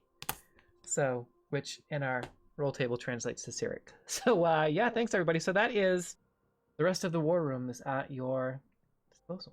So, now, that for that check. So that was chaos, right? And the 50. Nobody questioned him, so we didn't have to kill anybody just for them to have the 50 on the chaos table allow you to instantly be revived immediately. Oh, nice. Yeah, Sure, that'd so be great. he didn't. I mean, he's already done that once, so I mean, what's another attack? Yeah, so there is just like this is kind of like a cloud of black smoke just behind the pillar, and y'all are like, who was that? And the Paraghost says, "It's best that you don't dwell on it or ask questions. I suggest we return to the matter at hand." Interesting. Yes, Modern Witch is great. Understood. But he continues, I suggest you familiarize yourself with the story, the history, and the myth surrounding Cyric. Do so sooner than later. I am somewhat familiar. I'll try to track down some books before we head out, though. all right, so continuing on for our communications test. That is going to be Simeon with, at advantage, with Bardic Inspiration. What's your Bardic Inspiration die right now? D6. Okay, so you're going to be making a communications test. And what is the flair you're putting on this, Simeon? Sending false orders with a follow-up addendum in Thieves' Cant, reminding everyone that, hey, by the way, this is a false order, and we're just doing a test.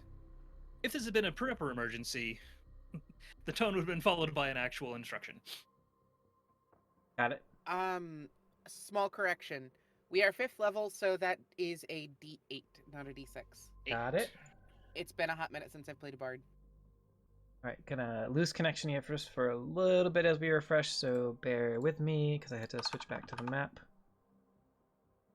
Doing a lot better this time though. All right. And I was going to try and throw Deception on that for my bonus. Deception. All right, so roll a d20 at advantage, so 2d20. Add your proficiency bonus because you're using a skill with which you have proficiency in. And on the party sheet, your party sheet is a plus. So we'll bring up the party sheet again. So that is going to be operations. You have a +3. So roll 2d20. Add your proficiency bonus to each one, which I believe is right now is a 2. It's a 3. 3. All right. So that is 2d20 plus 6 on each one. And you are going up against the communications level of the opposed domain. I'm going to pull this up just for people in chat to see, of the Hillsfar Alliance. And they are trying to beat down here. So. And on that, for the Bardic Inspiration, Is you it only roll that one D6? once, though, right? Yeah, you roll that only D8 once. after you roll your advantage. You all can that also stuff. use your power die, one of the power die, if you need to. But you only have a limited amount. You can also choose not to use the Bardic Inspiration if you want to. Yes. But it does expire after 10 minutes, so, not a lot of opportunities to use it. How we doing? That is a total of 23. Oh, shit! Yeah. Good. What was the highest roll on the die? 16 on the die. Damn. Wow. All right. So you didn't have to use any of your power die.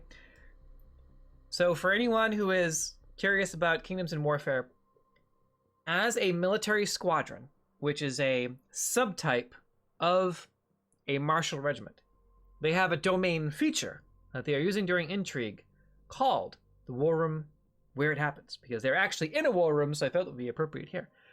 They make a operations test against the despotic regime's defense score of communications, which was, at this point, 13. The DC was 13 for that. So that is a success. And with that, we return to the war room itself. And the Hillsfar Alliance is going to have disadvantage on tests made to increase its communications for the remainder of intrigue. So until the Battle of Shadowdale. So there is another turn with which they can take. There's some stuff happening in the background, but between now and Shadowdale, they are unable to make a communications test. Nice. Yeah, that's pretty good. And also, as a bonus action, you can order, if you want to do this in character as well, you can also order the armament or the fortification based on which is, I have a perfect opportunity for y'all to do that as well. That would be your armament domain feature. So, I'm gonna pull chat back up. Well, since we were the test message we were basically saying was that we were aiming to make our first push against Mellivant. Does that mean that like our armament will actually wind up going into not Yuzan Vong? That's Star Wars. Tilverton, you mean? Yes. Yep. So as you return to the table here, proper, the Emperor kind of gestures over as you're all kind of working on this. I'd say about an hour goes by, and you work with, you take a break for, whatever, restroom break, refreshment break. We're going to be taking our break soon too. But eventually coming back to the table after about an hour of working with these messages, Lyra, Kane, and Nazgûl Felkar, the two High Archmages of the Sable Accord and the Black Hand, respectively, as well as Riviar Darkwind, your commander of the Stormwatch, all seem to be very impressed. And as you all reconvene at the table, the Emperor gestures over to Generals Cerelia and Varkin, of which they both look over in your direction. And the general on the left, the man with sort of the short hair and has one eye closed, where you can see that there's a scar across that side of his face. That's his blade on the table, by the way. Looks over at, he takes it and puts that blade on the table itself, kind of with the tip pointed towards the Moonsea, towards Hillsfar. And he looks over at all of you and says, for those of you who don't know, I'm General Varkin. I'm the captain of the Outriders, the cavalry unit that will be coming to the aid of the infantry on more than one occasion. But for this operation to succeed, our ground forces in command, it will be General Rebecca Cerelia. I steer the horses, and the general commands the infantry. General Rebecca looks over at you, and Stoic, sort of a blonde woman about 5'9" or so, 5'9"-ish, she looks over at the armor, kind of clanks as she kind of gazes at the map and says, it's pretty straightforward. As we march, the intrigue and espionage falls to you. The maneuvering falls to Gareth. The infantry and communications between legions falls to me. We'll hit it with a hammer as hard as we can. Any recommendations as to how the infantry should proceed? The first obstacle we will face, beyond fortifying Tilverton, is Shadowdale. Shadowdale is a large surface area, of which I am told they are fortifying walls around the entirety of the southwestern flank. It is flanked on either side by rivers, which will make any flanking maneuver difficult. Any suggestions? You can see a large open field, 2 rivers, a tower in the center, and a long expanse, almost in sort of the shape of a fidget spinner. Right, so it's got like these 2 on the bottom, 1 on top, and then the core of it. Effie? Yes. Could you perhaps drop that, the map of the Moonsea in the Discord or something? So we can look at it when the roll is at a different spot? I will do it on, let's see, I think I can just probably pan it over. don't think I added... Did I add the map for Shadowdale? I think at the very least... I think I got rid of it. Let me see if it's in the transmogrifier. Really, Just it's... for clarification's sake. In reality, this is just a Silverton- means to be able to get you to roll the armament. Right. Tilverton is what direction from Shadowdale? Which direction are we approaching Shadowdale from? Tilverton is your first spot, so I just put it back up. Let me just see if I have Shadowdale still here. I don't see yeah. Tilverton on the map. That's why I'm asking.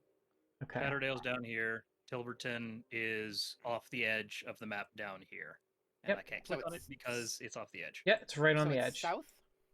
It is Okay. the Southeast. first destination. So when you Southwest, Yep, okay. so when you travel northeast from the Sunset Vale from Darkhold, the first stop, and I'll bring up the other map so you can see it.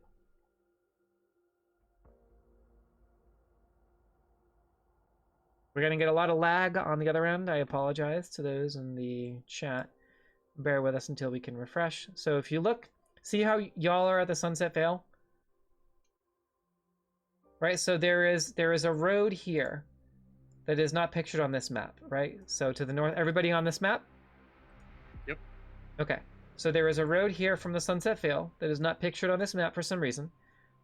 And over here, just to the north of the high moors, to the south of the deserts of Aunarak, you travel across the Moonsea Ride, because that's what the road is, it's the Moonsea Ride, and you arrive here at this intersection. This intersection in between two mountains is Tilverton. After which, you travel around Cormanthor to Shadowdale, which is here. So past the Spiderhaunt Woods, where it is said that the Drow of House Terneve are operating their insurgency, as well as the two patches of woods around Shadowdale. And right where there's this river here, how the river kind of branches off in two directions, this is where Shadowdale is, right at the intersection here. Okay?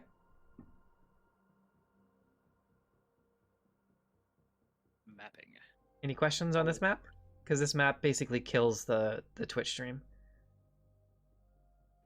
No, I think I'm good. I'm sorry. I was just trying to get a sense of the actual laying, and I couldn't visualize it when you were describing it. I'm sorry. No, that's okay. That's okay. I just can't linger there too long because it kills it brings the bitrate down because Roll20 and Right. Twitch don't like to communicate. And also the Moonsea map doesn't necessarily have it on there. So here's actually a map of Shadowdale. I'll bring this one up as well. Okay. So this is a third map that is brought up. And I think yeah.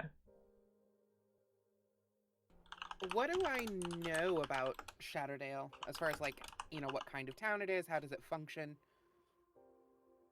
That would require domain action as a lore check. But I would say in general, based on everything that you know, the basic information is that Shadowdale. Actually, I'll let the Emperor fill this in character. Who do I want to speak on this? Actually, it's going to be Lyra Kane, who speaks up. And she says, the Drow of House Terneve had occupied Shadowdale for centuries. They had come up from the Underdark and, like many before them, had decided to live a new life on the surface. At night, nocturnal, serving Elistray and the Drowish Pantheon. The Drow of House Terneve, however, have a unique relationship with their deities. They serve both Loth, or at least some of them do, and the rest serve Elistray. It is a complicated dichotomy between traditions that are carried over from Loth and the worship of Elistray. It is not necessarily that they worship Loth, but that some of the tenets that she professed still linger and form a unique amalgamation of cultures between that of the Underdark and of the Surface Drow. the Drow of Harsterneve lived and flourished in Shadowdale until eventually, during the First War of Unification of the Moonsea, shortly thereafter, the Drow were displaced from their homes. They were driven out by the humans and halflings and elves of Cormanthor from Shadowdale and into the caverns in a campaign of genocide and extermination. We see the Drow in the past of Faerun, as sordid a past as this is, were seen as less than civilized. They were seen as monsters, and they were driven to the brink of extermination because of that. They were seen as incapable of emotion, and it's really quite terrible. Sorry to have to even go into it, but they were not viewed in any amicable light by the people of the Moonsea and of the Dalelands. And recently, with human law in Hillsfar, that campaign of continued genocide has only increased, and they have become more desperate. Desperate to the point where we can come in and offer a hand to the best of our ability and try and get these people their homeland back. Now, they are not without sin, of course, as every situation is a grey area, as we know, and their renewed insurgency has been quite brutal. It has given no quarter, and neither have the people of Shadowdale, many of which have opened and embraced defense of those from Hillsfar, despite their population of halflings and of elves from the eastern Dalelands and the woods of Cormanthor. That being said, is a unique dichotomy further to the furthest edges of the Hillsfar Alliance, where those garrisons of Hillsfar soldiers are ordered to tolerate the halflings there and to actually join with them, despite their differences and human law. Shadowdale is an entry point to which the entirety of human law in Hillsfar is threatened. So, of course, these fascists have taken opportunity and taken advantage of that, and have done everything in their power to try and smooth things over, albeit temporarily, to fortify Shadowdale. Because if Shadowdale falls, they fall, and they know that. Do we have anybody within our ranks that is skilled with nature magic, like druidry and the like?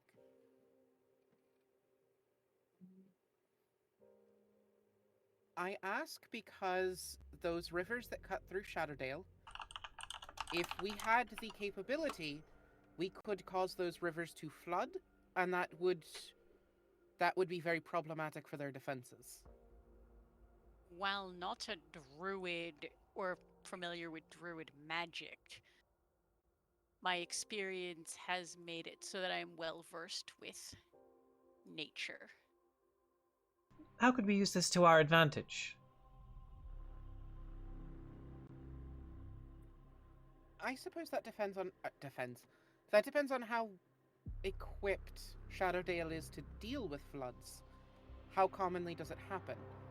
Because if they're not used to it, then it could very well do damage, real damage, to the city.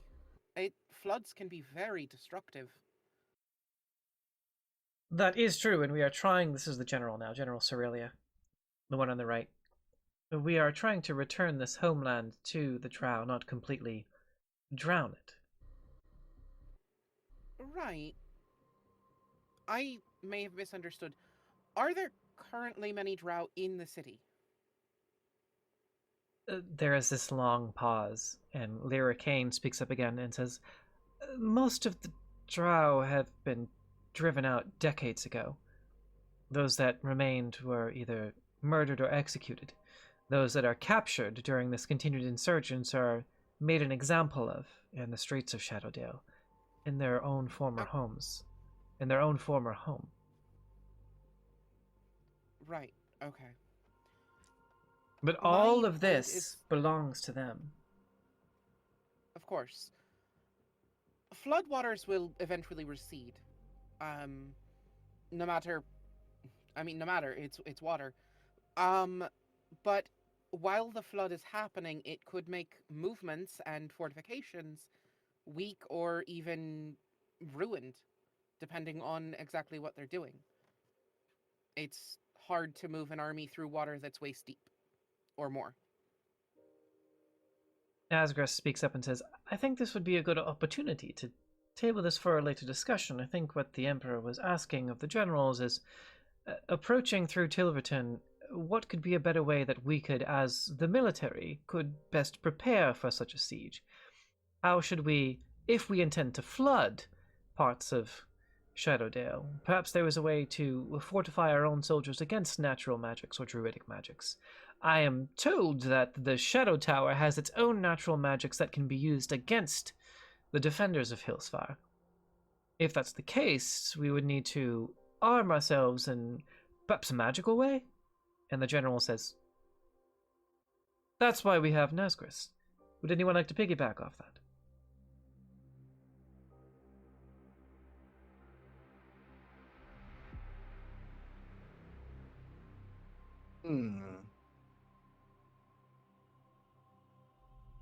I mean, you can just say just arm yourselves and hit it with a hammer, and you would just roll a regular d20 and add your.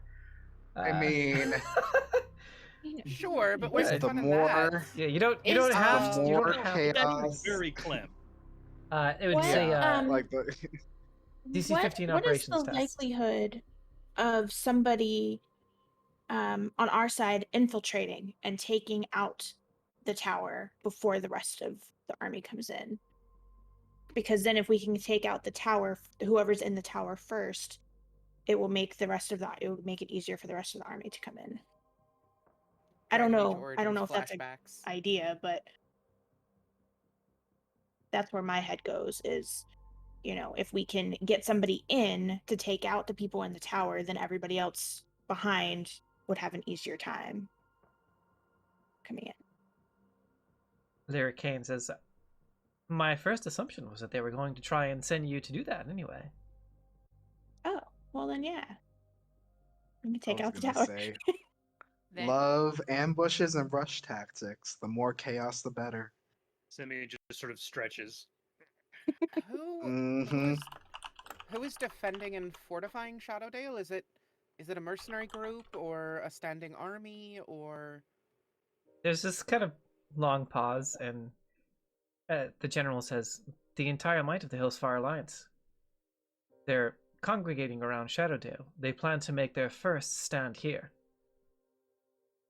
This will be the first true test of the Zhentilar in general.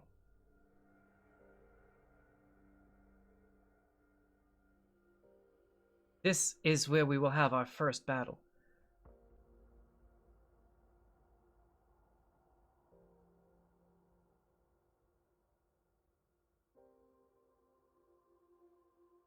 If the numbers are correct, we believe that they can muster, if they choose to commit the full weight of their expeditionary force to the defense of Shadowdale, which we believe they will. We will be, thank you for the posture check. The numbers can reach upward of 10,000 outside the gates. An even match for ours if they rally the entirety of the Moonsea. This will be the bloodiest battle to start the war. Go ahead, Themis. Then let us do exactly that. Let's see if we can prevent them from gathering all of their forces there.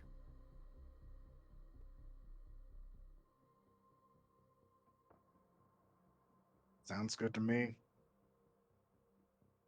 And if not, we'll give them a good bloody nose to start it all off. The general continues. Now, it is naive to think that they will commit their full expeditionary force. They will at least have reserves, and depending on the situation, they will either deploy them or have them retreat to Hillsfar. Make no mistake, Stormwatch. The bloodiest battle of this war will be when we scale the walls of Hillsfar.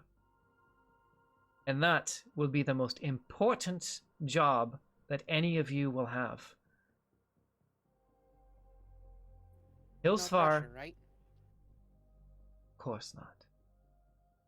Hillsfar must be chipped away at from the inside if we are to have any hope of scaling it. That will be your most daunting task yet, to weaken Hillsfar from the outside in. It is the most fortified city in the entirety of Faerun as we know it, even more so than Neverwinter or Waterdeep. Waterdeep has relied on the walking statue, so they don't have to build their walls as high.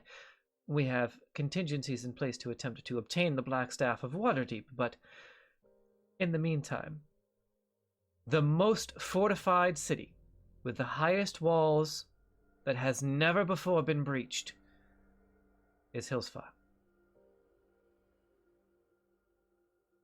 We There's are... a first.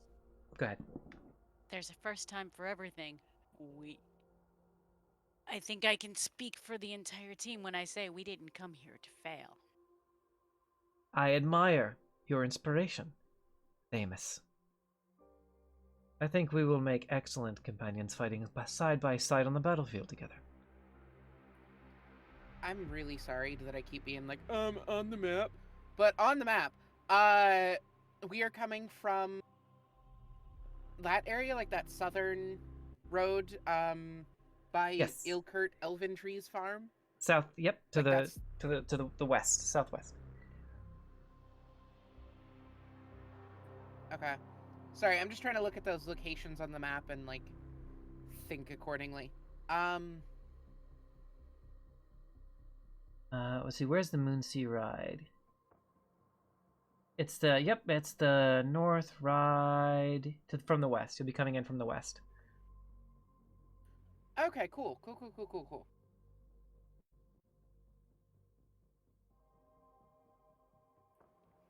What's in Castle Grimstead? That's the one in the center, right? Ah. It's a small castle, an exterior outpost. It is likely that the wall, if it has been extended that far,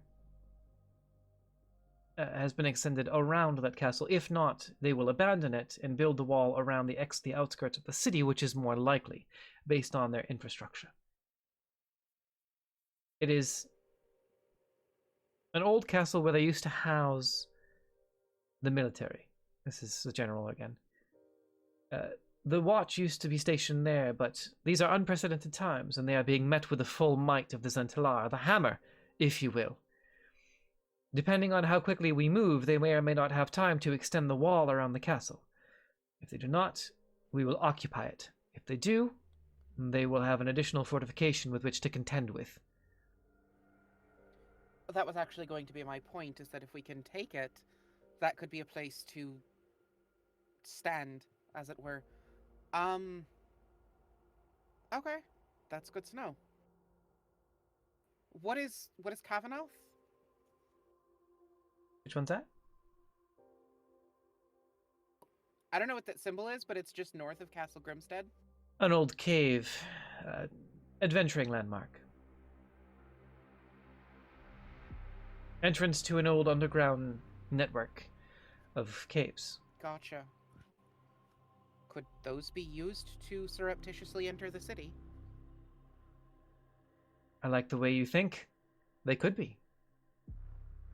I'm sure that our friends in House Neve will have recommendations, of which I'm sure that will be one of them. I think if we can find secret ways to enter the city, especially ways they might have overlooked with their fortifications, then that would give us a way to remove their fortifications from the equation altogether. Agreed, but with all this talk, how can we best fortify the infantry, or use or outfit the cavalry for such a maneuver?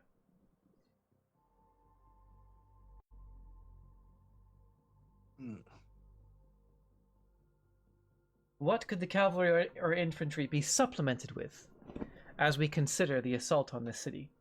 We are considering magical means of flooding the city, of going in through Kavanoff, of securing the exterior castle. But these are questions for you when you are deployed in the field. The question that I am asking, Stormwatch, is, do you have any recommendations to outfitting either the cavalry or the infantry with any special means before we lay siege to Shadowdale and as we prepare and arm ourselves in Tilverton? Special equipment beyond just scaling walls. Perhaps digging equipment, or perhaps we should add more druids. If we have the means to outfit at least key members with dark vision, a method of maneuvering in the dark, then we could do so without lights, and that could provide an extra layer of, well, I guess subterfuge. Why am I the only one talking? Come on. I'm sorry. That I'd like is to a My suggest throat is struggling. dear. digging. I like Logistically, the would suggestion of the yes. digging items. If we can, even if we don't even get the druids involved with magically diverting the river, we can definitely do some work with a lot of shovels to work against their walls and against their fortifications, and protecting our own forces as well from Why being targeted not? across the wall. So the general says, very good. Climbing gear, digging equipment, and points at Nazgris. Some way to maneuver the army in darkness. I like this. I'm keeping a mental note of all this. We will make sure to do our best to implement it. Other ideas, keep them coming. Why not go through the wall? Okay. The general to the left, General Gareth, looks over at you, because he's standing right to the left of you. He looks over and says, I like the way you think. If we're talking about caves, why not just make a secret tunnel through the cave wall? I just feel like if we can't protect all of our soldiers as we're trying to lay siege and climb the walls that are supposed to be super tall, can't we, like, I don't know, we have a lot of magic, why not just build a hole in the wall? There's also, along those lines, what options do we have for artillery? Can we acquire artillery? We have, this is General Sorelia again. We do have artillery. We have siege towers and trebuchets. Plenty at the ready, and many eager to blow holes in these defenses. And we have a black dragon. If we lay siege, and while the siege is happening, move into Castle, what was it called, Grimstead? I'm not looking at Castle that tab, Grayskull. I'm sorry. If we That was last week's theme. Yes. we could begin with a siege and use that as a misdirect for the other methods of entering the city. The cave system, nighttime movements, holes in the wall, etc. The siege could be a cover for that. And that would also help defend whatever forces are getting into the city.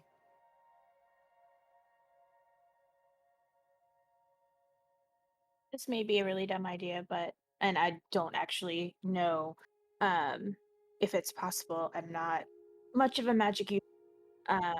For those that need to climb the walls, what if we had the magic users at our disposal give them scrolls of spider climb or something like that that will assure them that they can get up and over with little issue. It also works. More magical means, Nazgris. Can you make that happen? I'll do my best. Yeah, the only issue I can see with those sorts of things is that most spells only target one person at a time, and that can get expensive very quickly, depending on the size of the force that we have doing whichever. Oh god, I lost the word.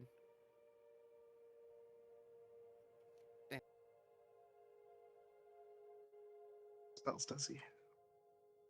So that's all right, because I think that we can make a that's more than enough information to go ahead and make a test roll if we want to, unless there's other ideas that y'all want to voice.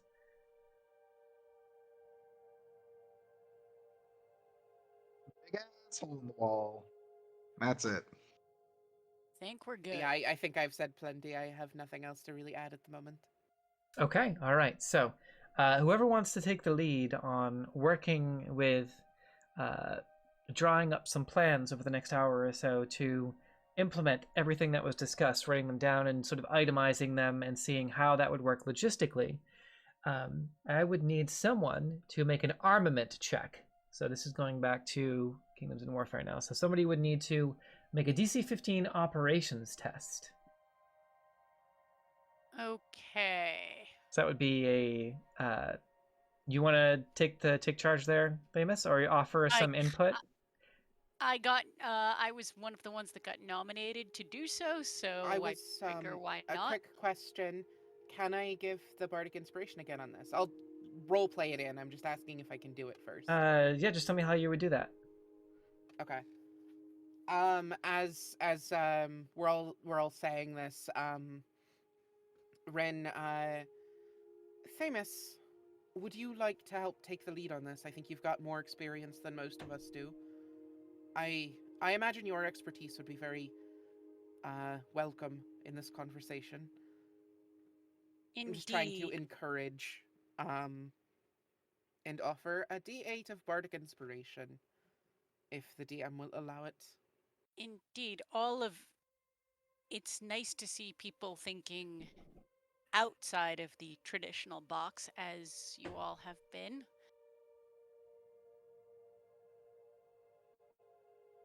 And what am I adding to said die roll? Okay, so I think that's also partly your decision, based on what skills you think Famous might apply, as well. That was how the last one worked, anyway.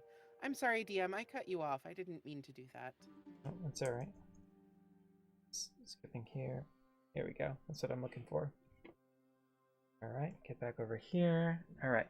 So the general looks over to Famous and says, "After all, we have a veteran here, and would you mind just..." This is going to be this is the General Rebecca, who's sitting right to the right of you. Also, yes, we can do tarot on this channel, so you can pull one in the private chat on the Discord, or you can pull one here. It is the Viking Oracle Tarot, so it is not the Adventurous Tarot. But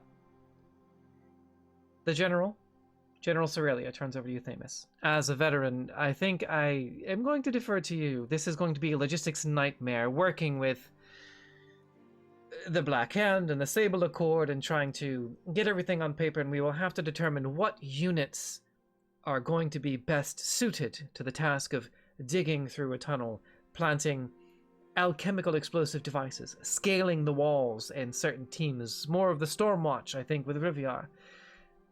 Will you help me put this down on paper and make this work, Famous?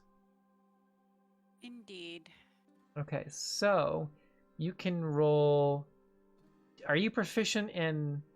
What are your proficiencies? Athletics, intimidation, medicine, nature, and survival. Which one do you think would make the most sense for Famous? And add... If you can find a way to include any one of those things that you're proficient in that conversation or in an idea, I'll let you add your proficiency bonus to the roll.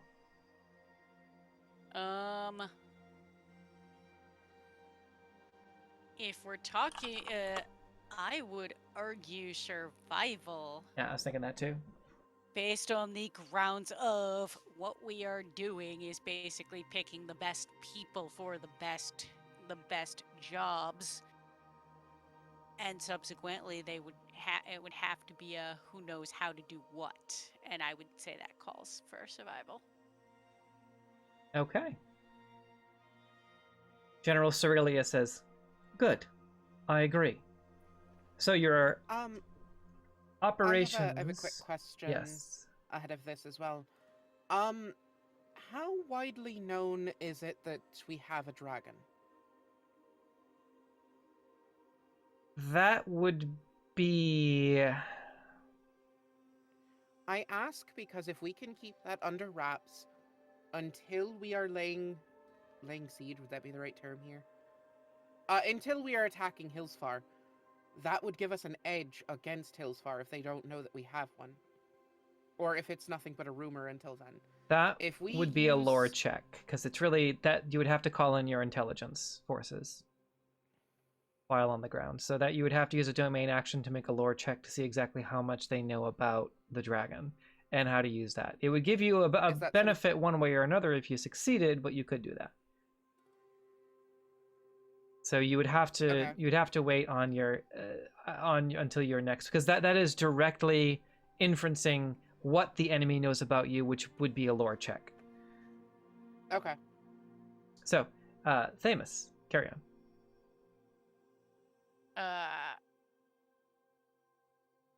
Right, I don't remember where we were. Okay, so that's you're making an operations check. Survival. Yeah, you're working with the general to make an operations check to attempt to implement all of these ideas from paper into practice based on your military experience. And as the general says, it's good that we have someone who had to survive in the harsh north with the winter wolves, especially a veteran here, helping us make these decisions. Indeed, the far north in the winter, not easily forgotten. I spent some time serving in that war, and I remember it was too cold for my liking. 18 on the dice. Plus that's already a success, because that's a DC 15. The DC 15 check. So you've already succeeded. So that's 50. You said it was 16 on the die? 18 on the 18 die. 18 on the die plus a lot. Plus at least plus 10. Yeah, plus 3 for your proficiency bonus from survival, and plus 3 for your operations. Yeah, and then another 3 from the D8. 25. Well I think done, a 25 team. We're doing succeeds. great. Yeah, all right. So, after about you all sort of break and then reconvene in the war room again after you make your roll. I'm going to bring the war room back. Zoom.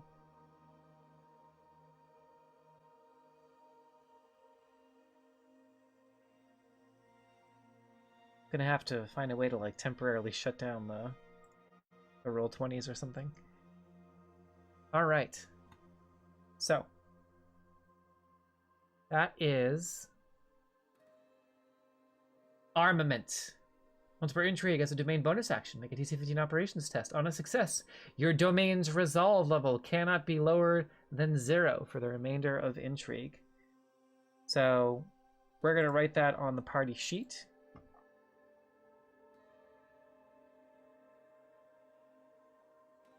Going to use the text tool.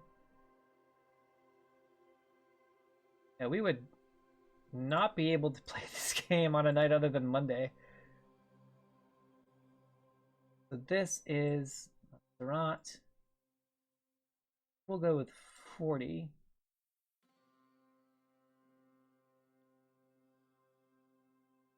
And we're going to write over here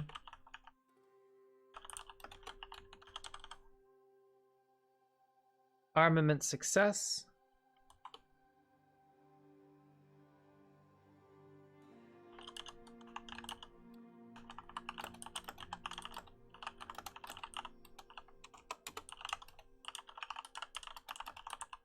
Remainder.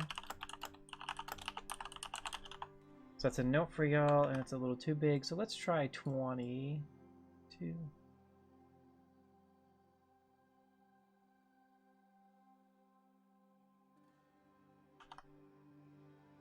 So we'll do that. Okay. Armament success. Resolve cannot be lower than 0 for the remainder of this intrigue. So write that in your notes too, or somewhere else. That's good. And then we'll go back to the war room. So yeah, those are 2 successes already. Great job, y'all. Cut the Emperor off. Yeah. Don't want to do that. All right, so that is the entirety of your domain turn. And congrats on 2 successes in the war room. Refresh on this side because it should be Yay. fine now. So you succeeded on your armament operations check as a domain bonus action. You succeeded on your war room discussion with It Happens in the War Room, and you are well prepared for war. Before we break, after you spend the next hour, you've been in the war room for about 4 hours now, and many of you are switching to water at this point, as in between every round of dessert wine, a decanter of water is brought in, and the Emperor just kind of wipes a little bit of sweat from his brow and looks at all of you and says, I think we are ready to begin. Does anyone have any last thoughts before we embark upon the greatest mission and endeavor of our time?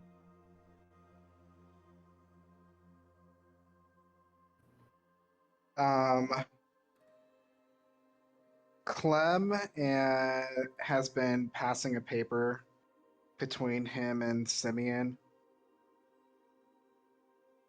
that I think they've been collectively using a crayon to scribble on. Okay, yeah. So I think he would want to pull Nazgriz aside for some epic plans for a wall.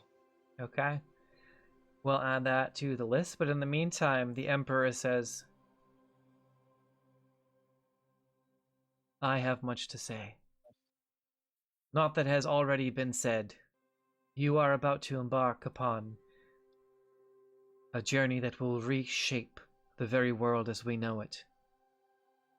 To give ancestral homeland back to those whom it belongs.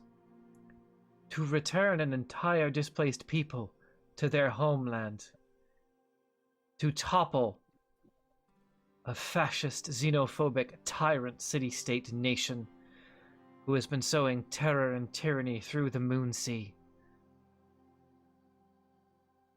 You are stopping them before they have a chance to bring human law into other parts of Faerun.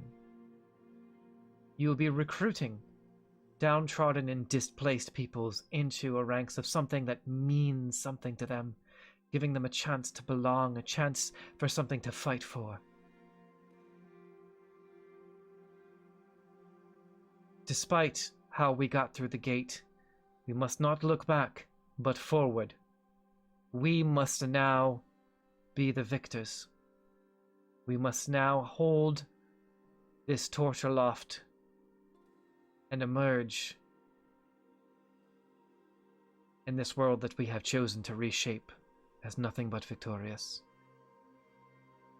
Our very lives and the very future of Faerun depends upon it. Though we covered our tracks with Eltergard and Elturel, we must gain the moral high ground first, and quickly. And beyond that, we're doing some fucking good in this world. By overthrowing these despotic regimes, we will leave this chunk of earth a little better than we left it. And now I defer to Nazgriz, that was Essie. And now I defer to someone with whom this entire operation was helped to spur into reality.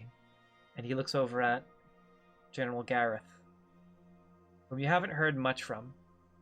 Man on the left, standing by, closer to Nazgriz and to the left of Nazgriz, over on the other side of the table. And as Jarl and the Emperor defers to General Gareth, he stands stoic before all of you, takes a deep breath. It has been a long road, and many, many years. With human law, and with the Order of Purity in Neverwinter. Many of us have lost. Many of us have suffered.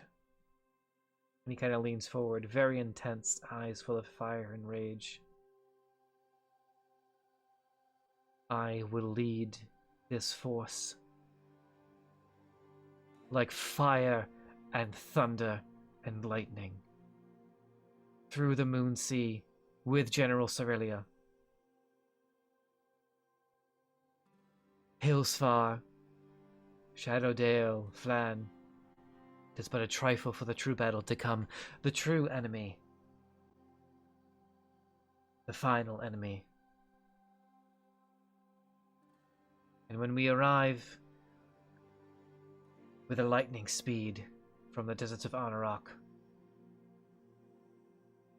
I hope you will stand with me as we both overthrow a racist despot in Hillsfar and tear down the walls to the central chapel that they have desecrated in the name of human perfection. And speed onwards to Neverwinter, and I will rip the fucking gates off of the bottom of whatever amalgamation Dagult Neverember has built underneath Neverwinter if I have to do so with my bare hands, and I hope that you will stand next to me as we do so. For all of those who have lost, for all of those who will continue to lose if we do not act. We fight not for ourselves, but for our loved ones, and for the passions which burn in our hearts.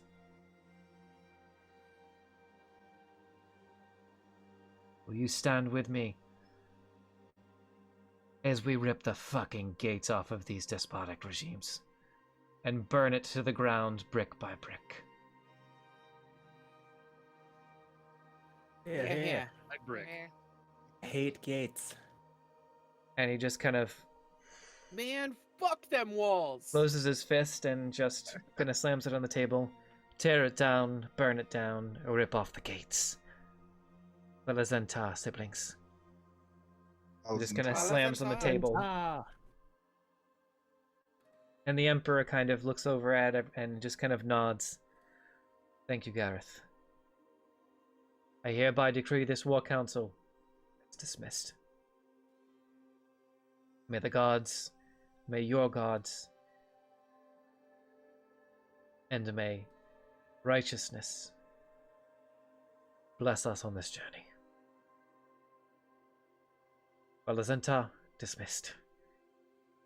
And it's just here. And another round of Zhentilar times 2 before we're going to go ahead and take our break. So go take care of yourselves, y'all. We'll be back here at 12:01.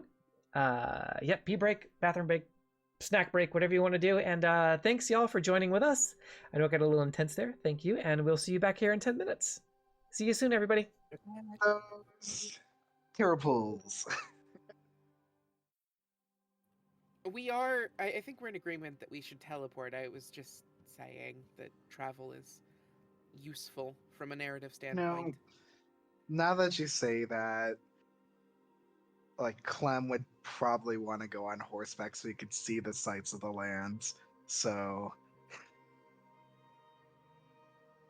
Just the dales. Okay, Lots of hills and trees. it's 500 miles, so I think you'll be teleporting. Oh, fine. okay. Darn. 500 miles I is answered my own nothing. question. That's Well, like all right. 10% of Texas. We're fine. Don't look that up. The I did army is not going to look be that up. shortly behind you.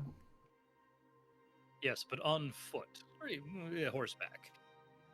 You say a small portion of Texas, and that is the equivalent of all of New England.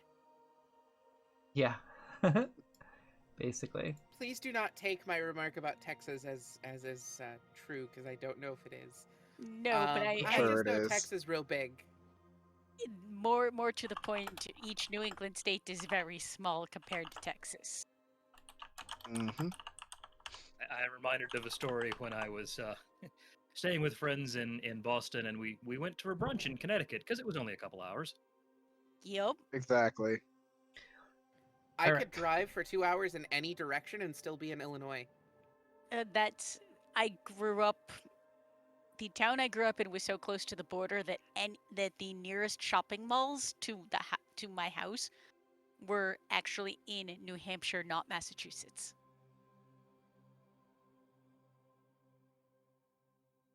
That's amazing.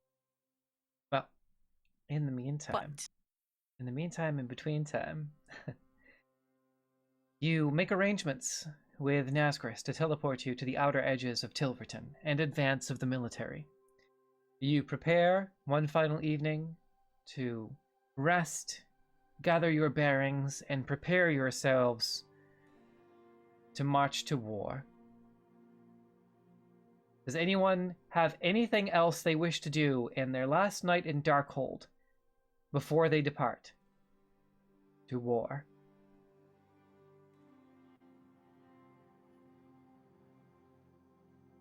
And we'll bring up Darkhold one more time, just to be sure. I think Rin's just gonna just try to have a good night. You know, find a cute soldier girl and just have one last good night before things go to shit.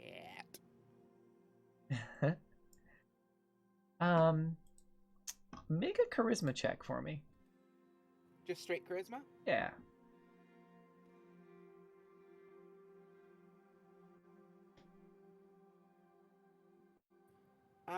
Not great. It's 11. 11. Describe for us in general, while being as vague as you would like to be, the mediocre evening you have with a soldier woman. Mediocre. Sorry. I don't know.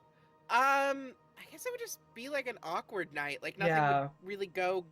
Nothing would go horribly. It wouldn't be like, you know, they fight and there's like a big brawl or something. You just cuddle. But like, not even. I think it would just be kind of like awkward conversation. Like they just fail to connect one way or another. It just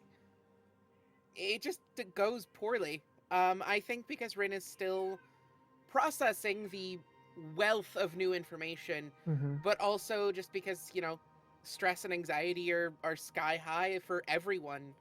You know, the military, the ground soldiers are preparing to march for 4 days or however long it is, and we're teleporting, and it's a thing. I don't know. I feel like it's just a night where tension is too high and minds are pulled in too many directions to really devote well to a fun night, if that makes sense. Understandable. Anybody else? Not to draw from personal experiences or anything. Right. No, it's totally fine. Also, Jeff, I'm noticing, I know you're our Microsoft Edge guy, I'm noticing a faster rebound from our bitrate drops with Roll20. That's, the rebound is markedly faster. The rebound, I'm seeing that too. The rebound rate from Chrome was about a minute, and it's about 15 seconds now with Edge. So you were apparently correct in your original assertion of Microsoft Edge. I never would have thought, not in a million years, if you told me Microsoft made a better browser. I would have laughed. Because we had Internet Explorer for our whole lives. Leave it to Internet Explorer being absolutely garbage. Leave it to Internet Explorer to take 20 years to improve, though. Yeah, hey. I like that. Camera went blurry for a second. No! Camera, why do this to me? You fixed the browser problem, so now your camera's gonna act up. Yeah, okay, there it is. Focus! Thank you. Yeah, so, anybody else? Sorry, last night in Darkhold? Famous would probably go around to the soldiers, at least the familiar units, and just kind of make sure everybody else is ready for what's about to come. Okay, make a performance check for me. Performance.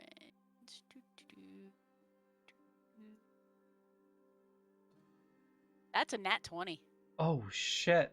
Okay. For a total nice. For a total of 23. Wow, okay. That's gonna have to get...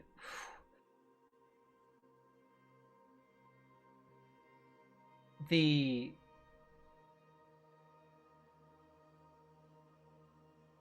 military is going to get there, and half is going to get to Tilberton, and half of the time it was originally going to take them. And they are all in the morning. You can hear them all talking about Famous, one of the members of the Stormwatch came around last night to see everyone, and there's just a lot of excitement and a lot of intensity in the air as the soldiers are gathering to depart. And the first... Famous, write this in your notes, because I'm going to need you to remind me. Based off of your inspirational speech, the first time that an infantry unit makes an attack against an opposing unit, mechanically, they will have advantage on their first strike. Yep. So infantry unit first strike will have advantage when it comes time to to actually do battle.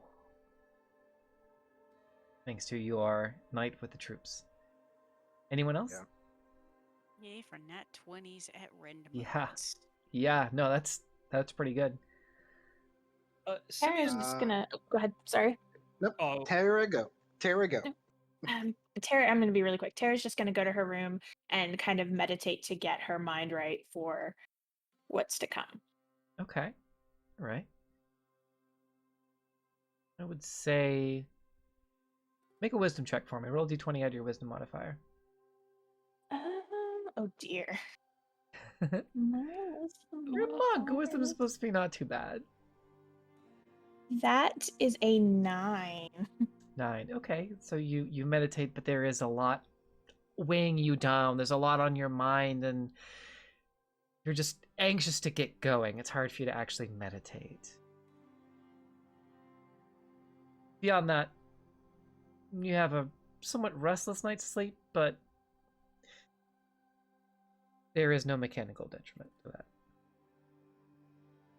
Anyone else? Clem will try to pull Nazgris aside. Okay, yeah, you're able to, and you were passing notes. Was it Nazgris or Simeon? You're passing with notes. Simeon. Okay, so Nazgris pulls you aside, and so you never passed me a note. And before this, I think Clem would ask Simeon if he wanted to tag along for this idea as Actually, well. he does. Yeah, Well, Simeon will be there with him. Okay. Just a idea, but he will pass a note to Nazgris of this crude drawing that is made of the equivalent of Feywild crayons, whatever that material might be made out of. I love that. But just hand this note over, and it's kind of a... I'm sure Simeon can decipher this better than Clem can. So, if Simeon wants to voice this kind of idea. So Clem and I were thinking sort of during the strategy meeting, and we're not really sure if we have all of the stuff to make this happen, but we were wondering if there might be some way to breach the walls, either at Hillsfar or at Shadowdale. It depends on which is the more tactically surprising, the more interesting and more useful way. There a spell to be able to sort of transmute the stone of the walls into mud, to breach the wall cleanly, quickly, and suddenly, rather than with your normal siege warfare. But this is magical power that is beyond our ken. I mean, I wield a sword. I make the infantry go, but I have heard tell of magical abilities of this fashion, and was curious if we had the ability to get some of that. Mold earth. Shape earth. Something of that nature, but on a larger scale. Yes. Awesome, I knew it. We have been working with the Goblin Sappers in the Goblinoid Regiment to run a plan to dig below the walls of Hillsfar. But if we're going to use this on any walls, I believe we should save it for Hillsfar.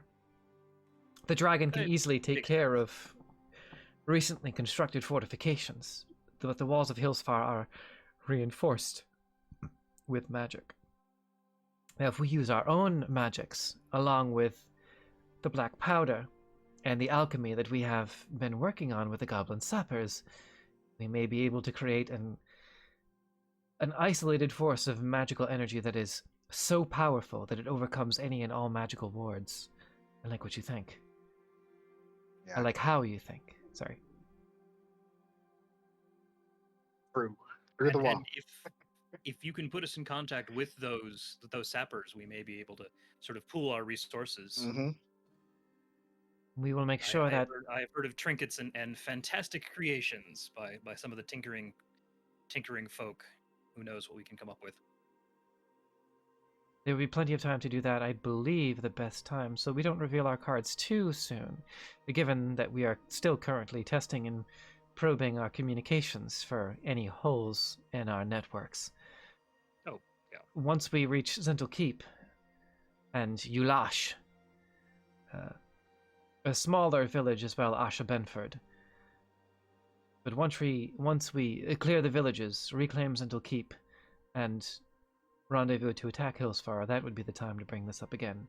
Likely after we claim Zhentilar Keep, where we are fortifying the region. That being said, when you're in Tilverton, keep your eyes out for anything shiny.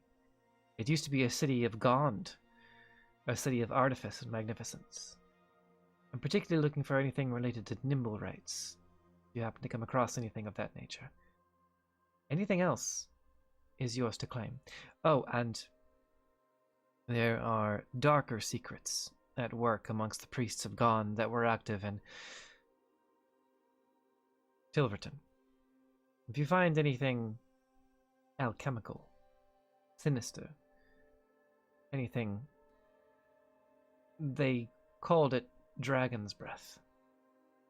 Don't know what it is, only it was a secret weapon they were working on, and it was some alchemical concoction. If you find anything of this nature, report it to me immediately. The Nimblewright schematic is just a personal project, but this is of the utmost importance. Keep it secret. Makes sense. Also, if you have some time before we head out to Shadowdale, sorry, we reclaimed some weapons from our opponents outside of Daggerford, and have yet to have an opportunity to get them identified. Do we have a facility for that? I can take care of that for you. So what is it? What is it that you have again specifically? It is the long sword and I believe spear. I gotta go find it. Here, hold on. Wrong window. Longsword and spear from the half dragon that we defeated outside of Daggerford. Okay. I have it marked here as Langdradosa. I believe that was the NPC's name. Yes. I probably misspelled that terribly, and maybe even mispronounced it as well.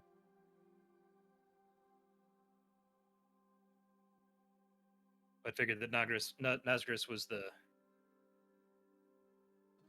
mage we had the best relationship at the current time with. All right, and then it was a longsword too? Yeah, there was a longsword and a spear. A greatsword, sorry. And both off of Landragosa? Correct. Okay. He takes a moment to... Now, did I say that any of these were magical? I do not believe you indicated that either of them were specifically magical, but they Okay. seem to be interesting. Okay. The first thing he does is wave a hand around both of them, and you can see a little bit of sort of silvery magic just kind of... And his eyes kind of go pale white for a moment. And as he kind of takes a moment he kind of pauses, and as his eyes return to normal, he says, "Well, neither of these are magical per se, but I'm sure they are worth quite a bit if they are ornamental and they have carvings, draconic carvings and intricate work that represents their connection to the cult of Tiamat. I reckon if you were able to trade these to the smith, that you could probably get something, somewhat of a monetary exchange." Sounds good to me. Thank you. Thank you for your insight. Right. Sorry, it's not anything more special. You never know. But if you hawk those here at an exchange with the smith, or any of the smiths in the armory, you would probably be able to get, that is the in the rock. So the armory is over here by the rock on the map of Darkhold. One of the smiths there is willing to offer you 75 gold pieces for both of them as collector's items. Sounds good. I shall leave them in his care. Okay. All right. Yeah. So Take he's his gold. Yep, kind of a younger guy, sort of red bandana, kind of over the top of his head. Tattoo of the Centaurum on his left bicep, and as he's kind of looking them over, he just appraises their value and worth as collector's items and of the Cult of the Dragon, and puts them on display, and that's in exchange for 75 gold. So much more than a spear and a greatsword would get you otherwise. That's for sure. So I guess money. That's all that that Simeon was interested in speaking with him about, other than talking about the magical wall breaching work. Yeah, no, that's good. That will definitely come up again later. So thank you for mentioning that. Anybody else? Yes. Oh, go ahead, Clem. Yeah, Clem would just he would have watched Simeon walk away with these items, and he would have stayed with Nazgris to. Now, how can I help you, my furry friend? Well, I have more notes to share. Or you mentioned wanting to hear stories of the Feywild, so maybe we could discuss that before I'm off. Absolutely. Where would you like to discuss?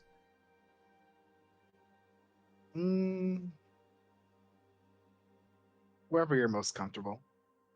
How about my quarters? You'll start moseying on along with them. All right.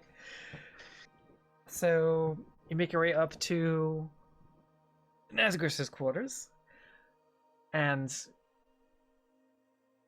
it takes about, it's kind of far up there. He, as the High Archmage of the Black Hand. Oh, let's see. Hang on, I gotta double check something here to see how far up you can get. Yeah, I was like, do I have access to this area or not? That's the question. So that's the Paragost at a higher level. So I know that we met him in it's the officers, yeah. Yeah. It's not too high up, but kind of where the one floor below the war room, where there is that giant emblem of the winged snake on the wall, just above the chantry of the Black Hand, and it's in one of the quarters back here, the officers' quarters. The top is the Paragost, but he's able to, the Paragost and the Emperor. And then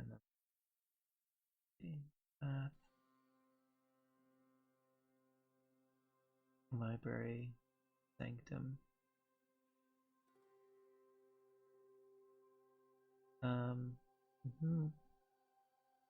Actually, that's going to be, no, that is right to the right of the bath. That is on the same floor as the bathhouse. To the rear there. That's the high archmages of the Black Hand and the Sable Accord are on that floor.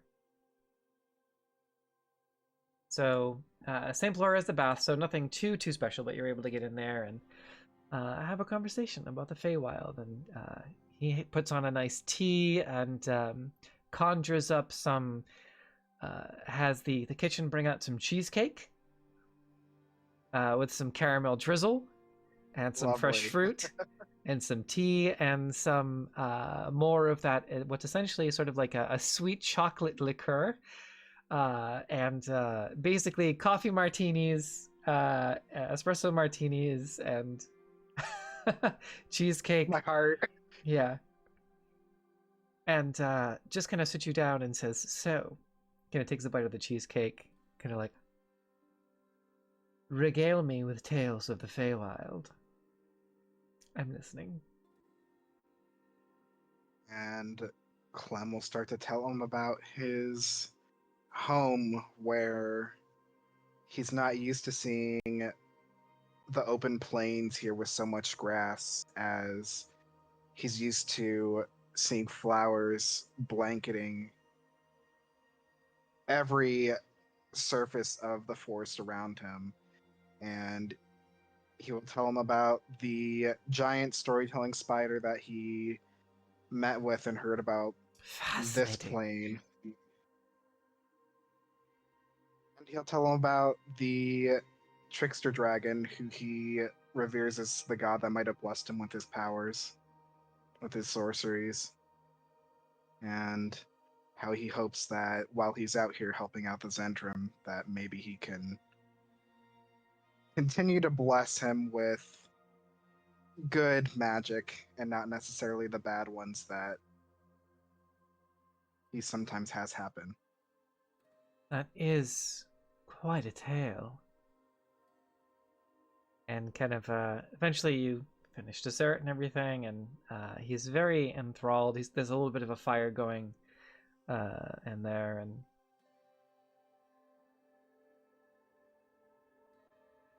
he's like, Eddie just kind of stops. He says, so is this the point where you pick me up and throw me against the wall, or is that not going to happen tonight?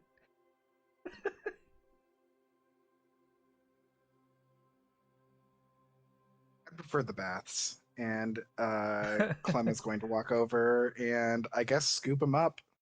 And he kind of just jumps into your arms and is like, well. He's like, I've always wanted to be princess carried. Yeah, no, for sure, princess carrying. To the baths.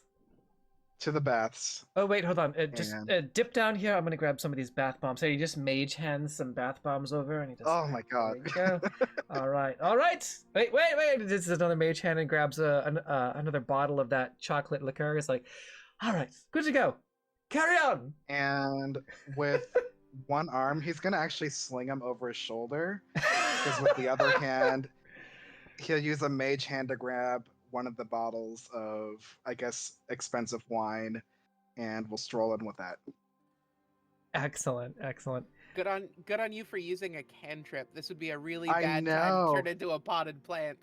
All right, now let's now only Avalon will understand this. Let's see if you do better than Throg did. Go ahead and make a performance check for me.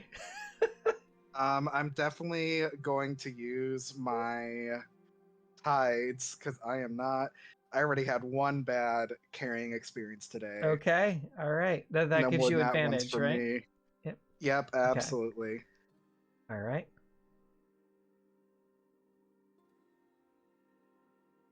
Oh, shit. Well, I rolled double twos, so what does that do for my performance? Not as good as Throg, but it's a little disappointing. But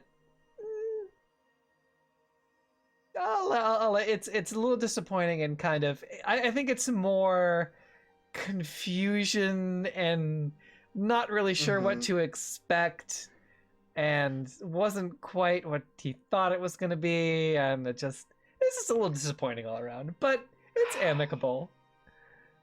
It's amicable. It's like, yeah, at least you told good stories. At least, what a shame. There's a lot of like hair and fur and you know, a little wasn't the idea of being it with a herring gun is more enticing than yeah. There was an attempt. It's a little awkward. A little awkward afterwards, and that idea. Yeah, Clem might have drank way too much, and Yeah. He tucks you in on his couch. Yep. So, all right. Well, anyone else have anything else I would like to do in our last night in Darkhold? All good stories so far. Allura. Oh, I think you're muted, Allura. Or push to talk, which is good. That's good mic discipline. Oh, you are muted on Discord end. I think you gotta hit the Discord mute. Yeah, there you go. And then now try it. So now that you're unmuted, try push to talk now. Push to talk button. Nope. Okay. Try Okay. Yeah. Hello? Hello. Oh, I can barely hear you, but I hear you. Can you hear me It's like a- now? yeah. Yeah. You're Okay. good. It the plugin broke. Oh, okay. All right. Okay. Aluda wants to try to spend the rest of the evening with Archmage Yulasha Vexia. Ooh, okay.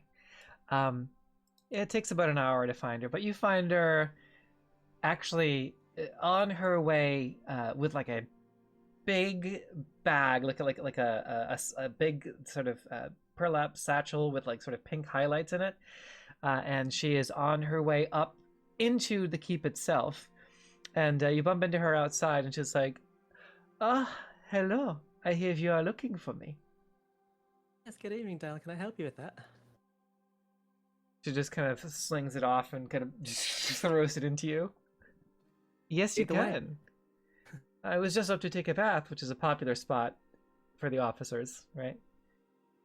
Fantastic. In the fancy path. Perhaps you'd like some company? I would love some company. Fantastic. And eventually you get up there, and she says, "So, why have you sought me out, Allura?"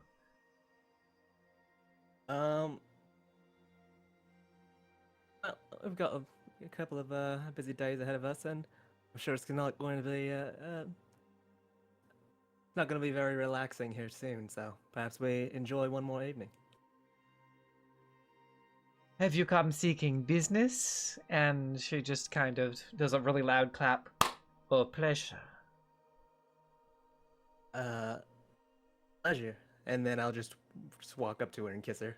Oh shit, okay. She puts a hand up, and you feel a fingertip on your lips, and she kind of slowly pushes you back and says, not so fast. And kind of runs the fingertip along the lower side of your chin, and then kind of just across your lips a little bit, and says, "Slow burn, darling," and kind of just walks towards the direction of the doors, and she turns around. She says, "Feel free to watch me leave," and then goes to the doors of the bath and turns around, and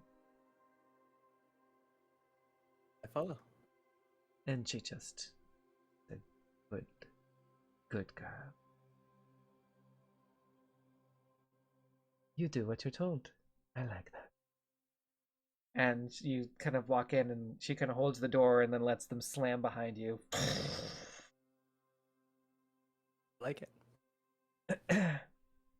And it's cat and mouse for the next 4 hours.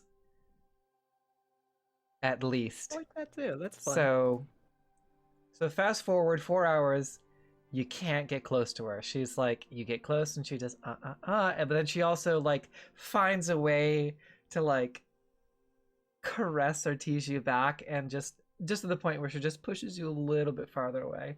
She's like, "Patience, not yet." And she brings in with the unseen servant, it is sort of just it's this green drink that is steaming, and they're in like these fancy glasses, and the steam forms like magical images of fairies coming out of the drink itself. And she is she's like, "Be careful, one will last you the whole night." And she is also drinking the same thing. It's like, "I mean that. Slow and steady, just like this." Let's take our time. And after 4 hours, go ahead and make a charisma check for me. So D20, add your charisma modifier. Sounds like we're taking a mushroom trip right now. And Ooh, I'm gonna use my inspiration on that. okay, Hold on. all right. Oh wow, I rolled 8 twice.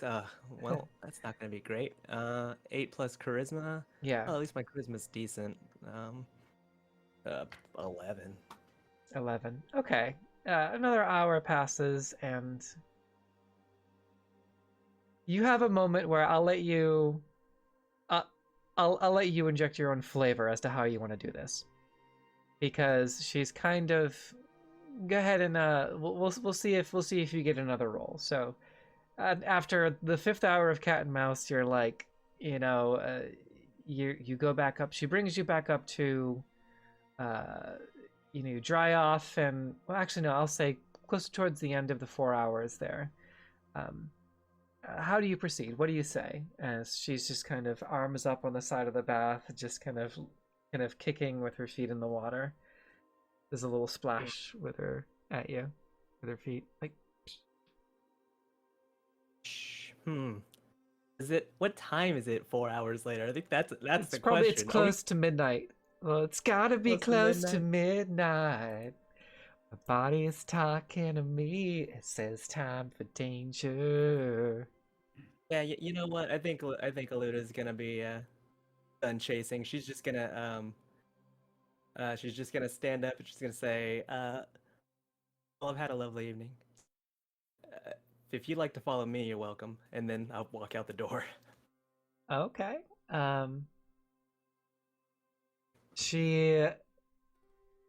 You get about half. You can hear her slowly moving around, but you get to the point where you're about to go down the stairs, and she's still taking her time. But she's getting ready to leave. What do you do? Do you go down the stairs, or do you? Wait. I'll do that thing where all of my movement is slow and deliberate, and I'll shoot her one more glance before I take that step. Okay, as she stops and pauses and looks to the left, and she looks over at you and kind of lets her voice echo down the hallway, and her voice kind of magically finds yours, and you feel like this presence wrap around you, and you hear, "I like that you took initiative.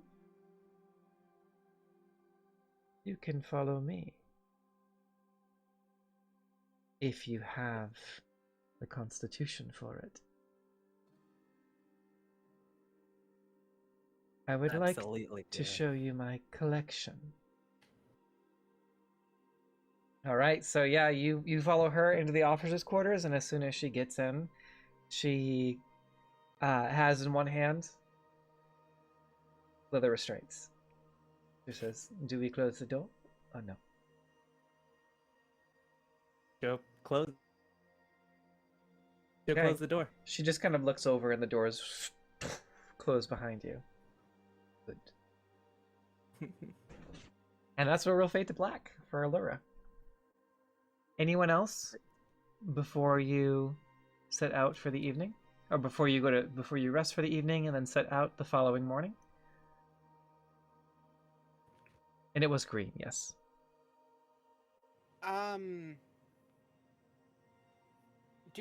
Is there a port where we currently are? Like, are there ships, naval people, and the like?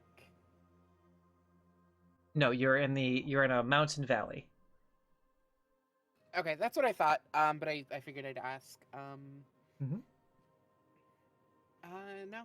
I think as Rin is heading back from, just disappointing night socializing with people, she's just like half humming, half singing, not super loud, but just probably a sea shanty that she picked up from Julius.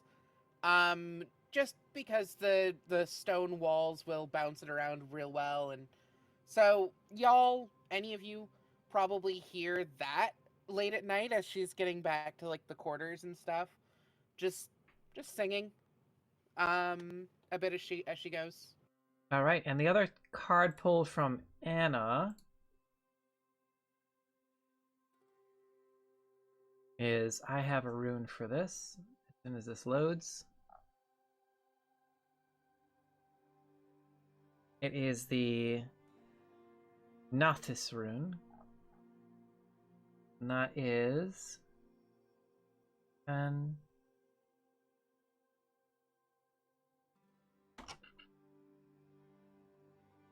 All right, so who had the boons last time for the tarot? It was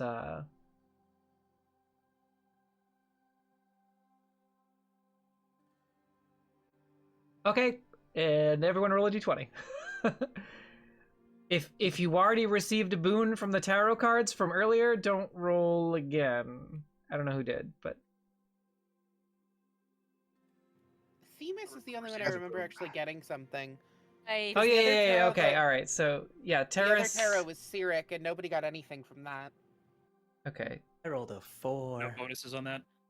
Nope, just a d20. So everyone I got except an Themis. 18. 19. I Okay. also got an 18. All right. And so highest is 19 from Simeon. Okay. All right. Awesome. With the Noctis rune, I'll show that here. Another Noctis rune tarot card. That is gonna go here. That for you is, Simeon, roll a d4 for me. That's a 3. All right.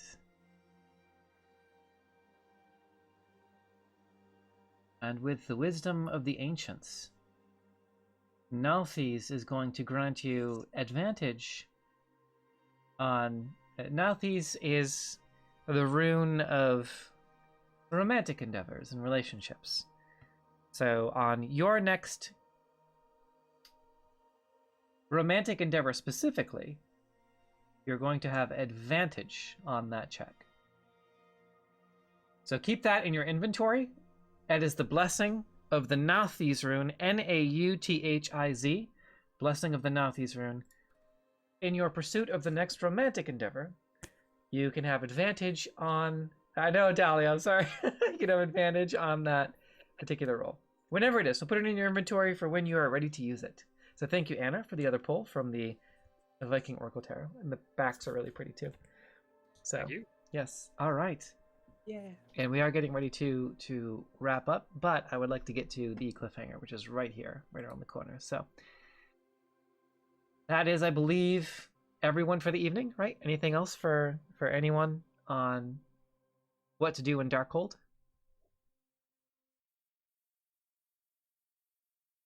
All right. In the morning, you gather the last of your things. You breathe in the fresh mountain air of the sunset Vale. And as you meet outside of Darkhold, right on the map there, right at the base of the steps, and gaze upon the splendor of your stronghold, one last time, with Nazgris present, he kind of, good morning, Clem.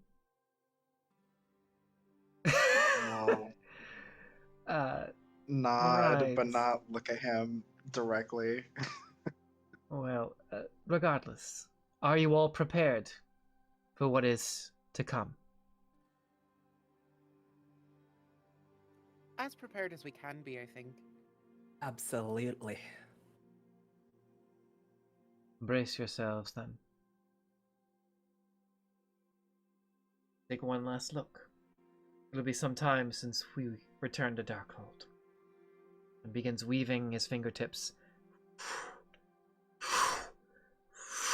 to cast that familiar teleportation magic that he used before. And as you gaze out to the left, or behind you, you just hear the as the camp begins to rise for the morning, and you can see the soldiers beginning to prepare to depart. The siege towers in the distance begin to mobilize. The soldiers begin to gather their things. You hear the clanking of hammers and steel as armor is fashioned, swords are sheathed, braying and neighing horses as they are prepared for the road ahead, carts being loaded, and as the visage of Darkhold around you gives way to this shimmering dome that encompasses you, Nazgûl says, "Hold on."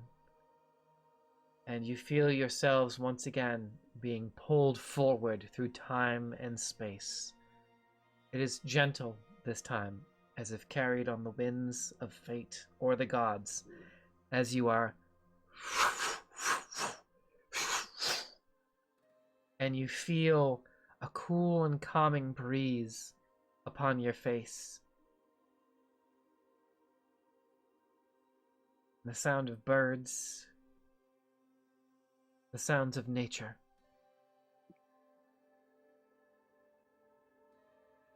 And as you are lurched forward in this calm space, you hear, or you feel,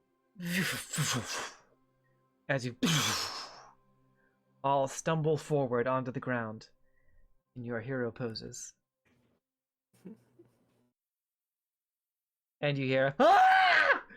as you look up and you can see a woman surrounded by 4 other women, all in sort of traveler's robes, most marked in red or pink, and the one who seems to be at the head of this group is just, "What the fuck?" And she just, "We don't mean any harm, we just travelers on the road." And as you kind of gather your bearings, there is this group of 5 women who appear as clergy before you, and they seem to be departing what appears to be a massive walled city behind you. And Nazgûl is just, "Yeah, at least we found the right spot. It's okay. It's okay. We're friends. Sorry for scaring you. And the woman on her way back, that is kind of departing from the city, sort of beautiful kind of crimson auburn hair tied up in a braid and tied back, and she just, "No, oh, you're not bandits, are you?" No, of course not. My name's Rin. Who are you? Rin's just trying to sort of calm things down and get towards an actual conversation instead of terror.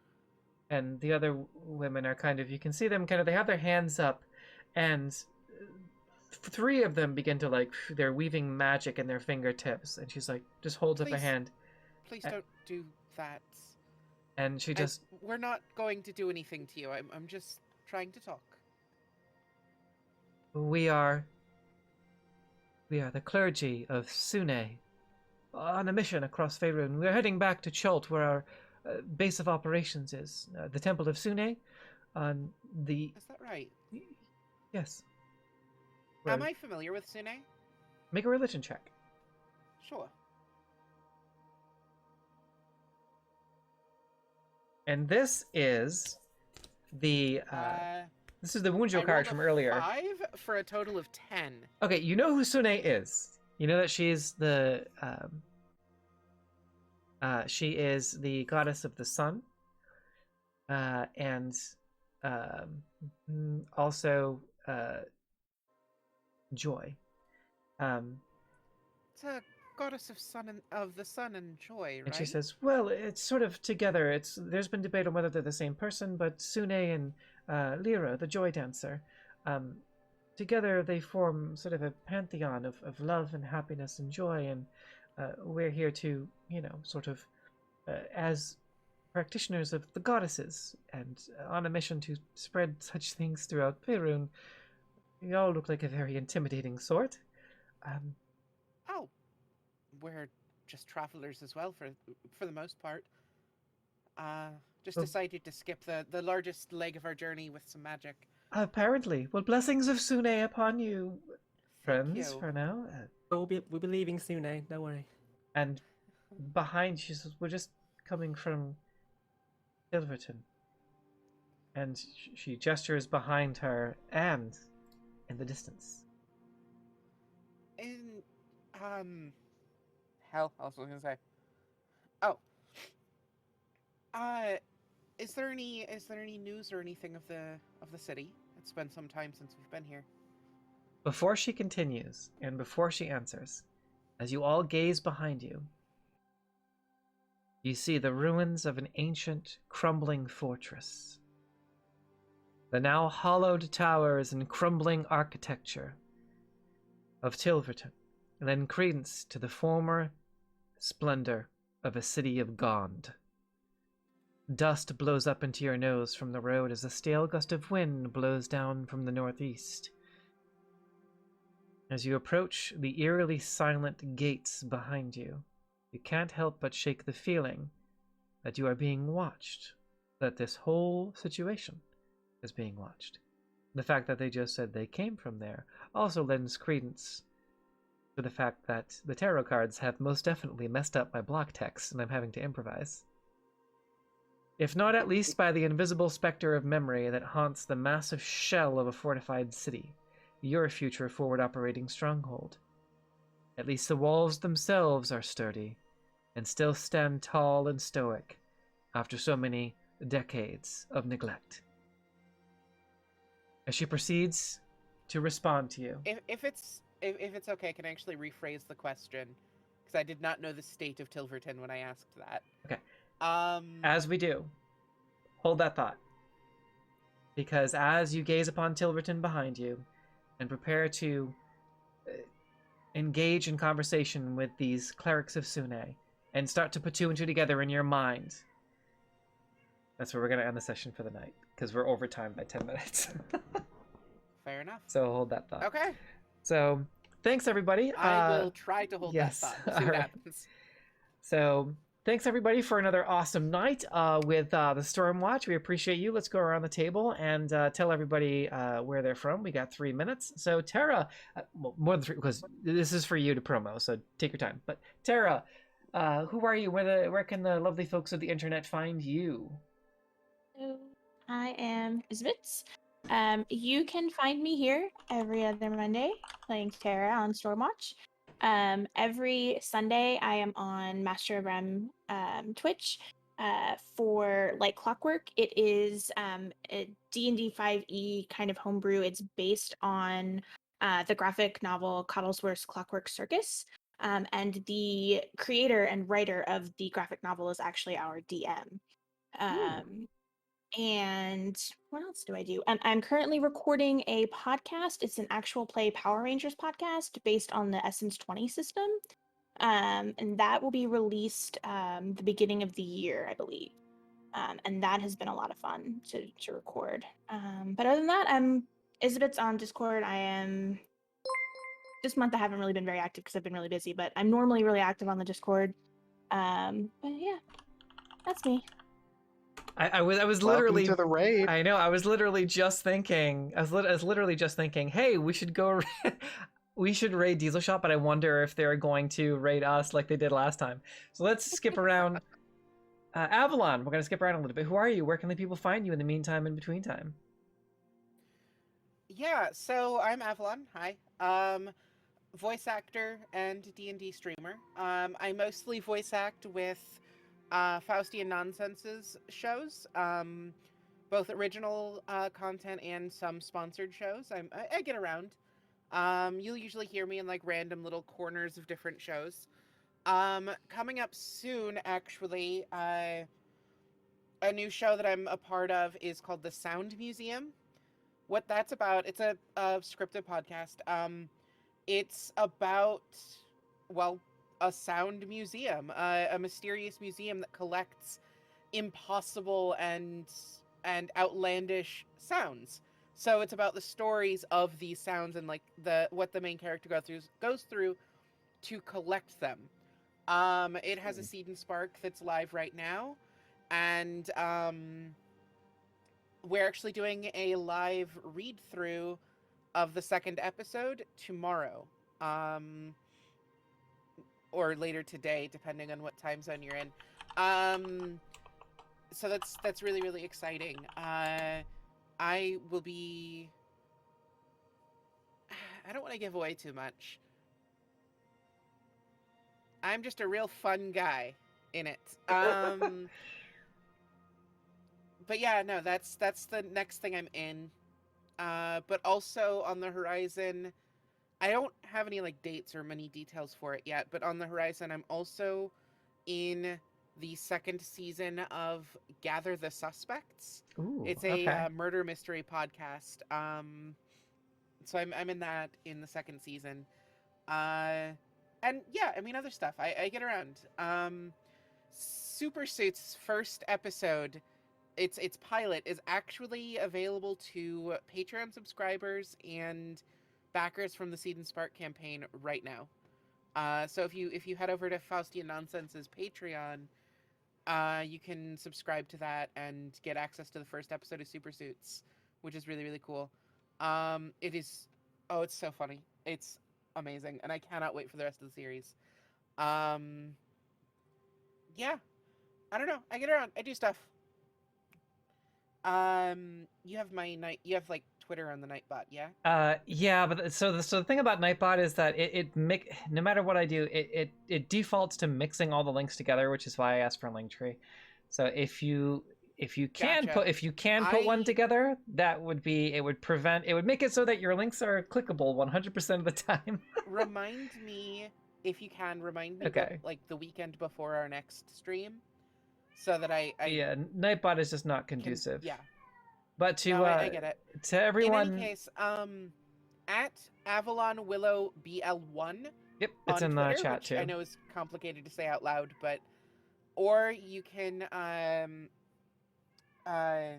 information about all of the Faustian Nonsense shows can be found on faustiannonsense.com or on their Twitter, which I do not currently remember the call sign for. I'll try to post it in chat in a second. I'm sorry, I've taken up a ton of time. Someone else can go. I'm sorry. So for everyone that just joined us for the raid, we appreciate you. Sorry, we're just wrapping up, but we are Queer Witches playing tabletop role-playing games, and Stormwatch is a campaign about toppling fascism in the Moonsea region and in the Neverwinter region of Faerun and the Sword Coast. So if you like war campaigns, we're also using MCDM Kingdoms Warfare. MCDM, there we go, which is a really great system. You can check them out there. I definitely recommend it. It's great. You can also join their Discord server. There's a lot of cool people there. So yeah, we do that. And also you can join our Discord with other queer witches who like playing tabletop role-playing games. And speaking of, let's go to Ange. What do you got going on in the meantime, in between time with Amazing Radio? That's my other big public thing. That and this. And beyond that, I just kind of do a lot of low-key role-playing, watching a lot of anime and YouTube. And when I can, I try to just be a social in-person as opposed to online, but, you know, I try. Thank you, Ange. And Dahlia. Hello, I don't really do anything. I just hang out in the Discord with you fine folk and play D&D every couple of weeks, so that's where you'll find me. All right, and we have Faustian Nonsense, yes, and Jeff, followed by Clem and Nick Husky. I'm gonna call you by your D&D characters' names. I'm just gonna do it. So Go ahead. Jeff, go ahead. I'm used to it. Yeah, my name is Jeff. I'm thugging on the TikToks. I used to make D&D sketches, but mostly, much like Dahlia, I just hang out on the Discord anymore these days. Every now and again, I'm going to try and get some stuff together to do some streaming on Twitch here, but things just haven't lined up yet, so we haven't actually managed to go to space yet, because space is hard. But hey, Yes. if NASA can't figure it out, you know, what am I to say about it? Yes. So other than that, definitely check me out, and I hope to see y'all soon. All right, and Nick, what do you got going on? Hello, so I'll be here for Stormwatch every other Monday, obviously. And other than that, I will be the premiere episode for Mr. McConney will be on this Friday, which it is a level up advanced D&D 5e. It's like a dressed up 5th edition with all sorts of new fun rules and additional stuff. So yeah, we're going to be doing that and playing around with stuff on island hopping, so that'll be fun. Awesome. And for those listening for the music right now, tabletop RPG music. And earlier we had after infinity. And also, let's see if Darkhold just works. Hey, yep, and you're seeing the map from Darkhold Secrets of the Zhentilar, which we're also using. So thank you everyone for tuning in. We're going to go ahead and raid Madbird streams. In the meantime, Madbird streams. So we will see you back here in 2 Mondays on the 19th of September 19th, for episode 4, where the party has made it from all of the session zeros and the heist of the White Dragon Mask to Darkhold, navigated the entirety of Darkhold, done lots of planning, lots of roleplay, armament, intrigue, exposed a spy within their own ranks with a Shemi of the Sable Accord, met with the Emperor and the military commanders in the war room itself for some intrigue actions, of which both were successes, made some seriously interesting plans for the road ahead, and now you have finally entered the world before you. And before we raid over to Madbird, I'm going to switch the map so y'all will just get a little tease of what is to come. Oh boy. Bloody wonderful. And Oh, the that's a bit of a that is. gate Look at it, it's in That's a- shambles. of Westgate Looks like a battle map. lies before you. Hush you, no battles. Talk So our way out, no battles. we'll see you back here on the 19th, and we have our first session 0 for the Heaven's Fire Redux. So we'll see you next time, and until then, be gay, commit crimes, peace out, witches. Bye. Bye. Bye.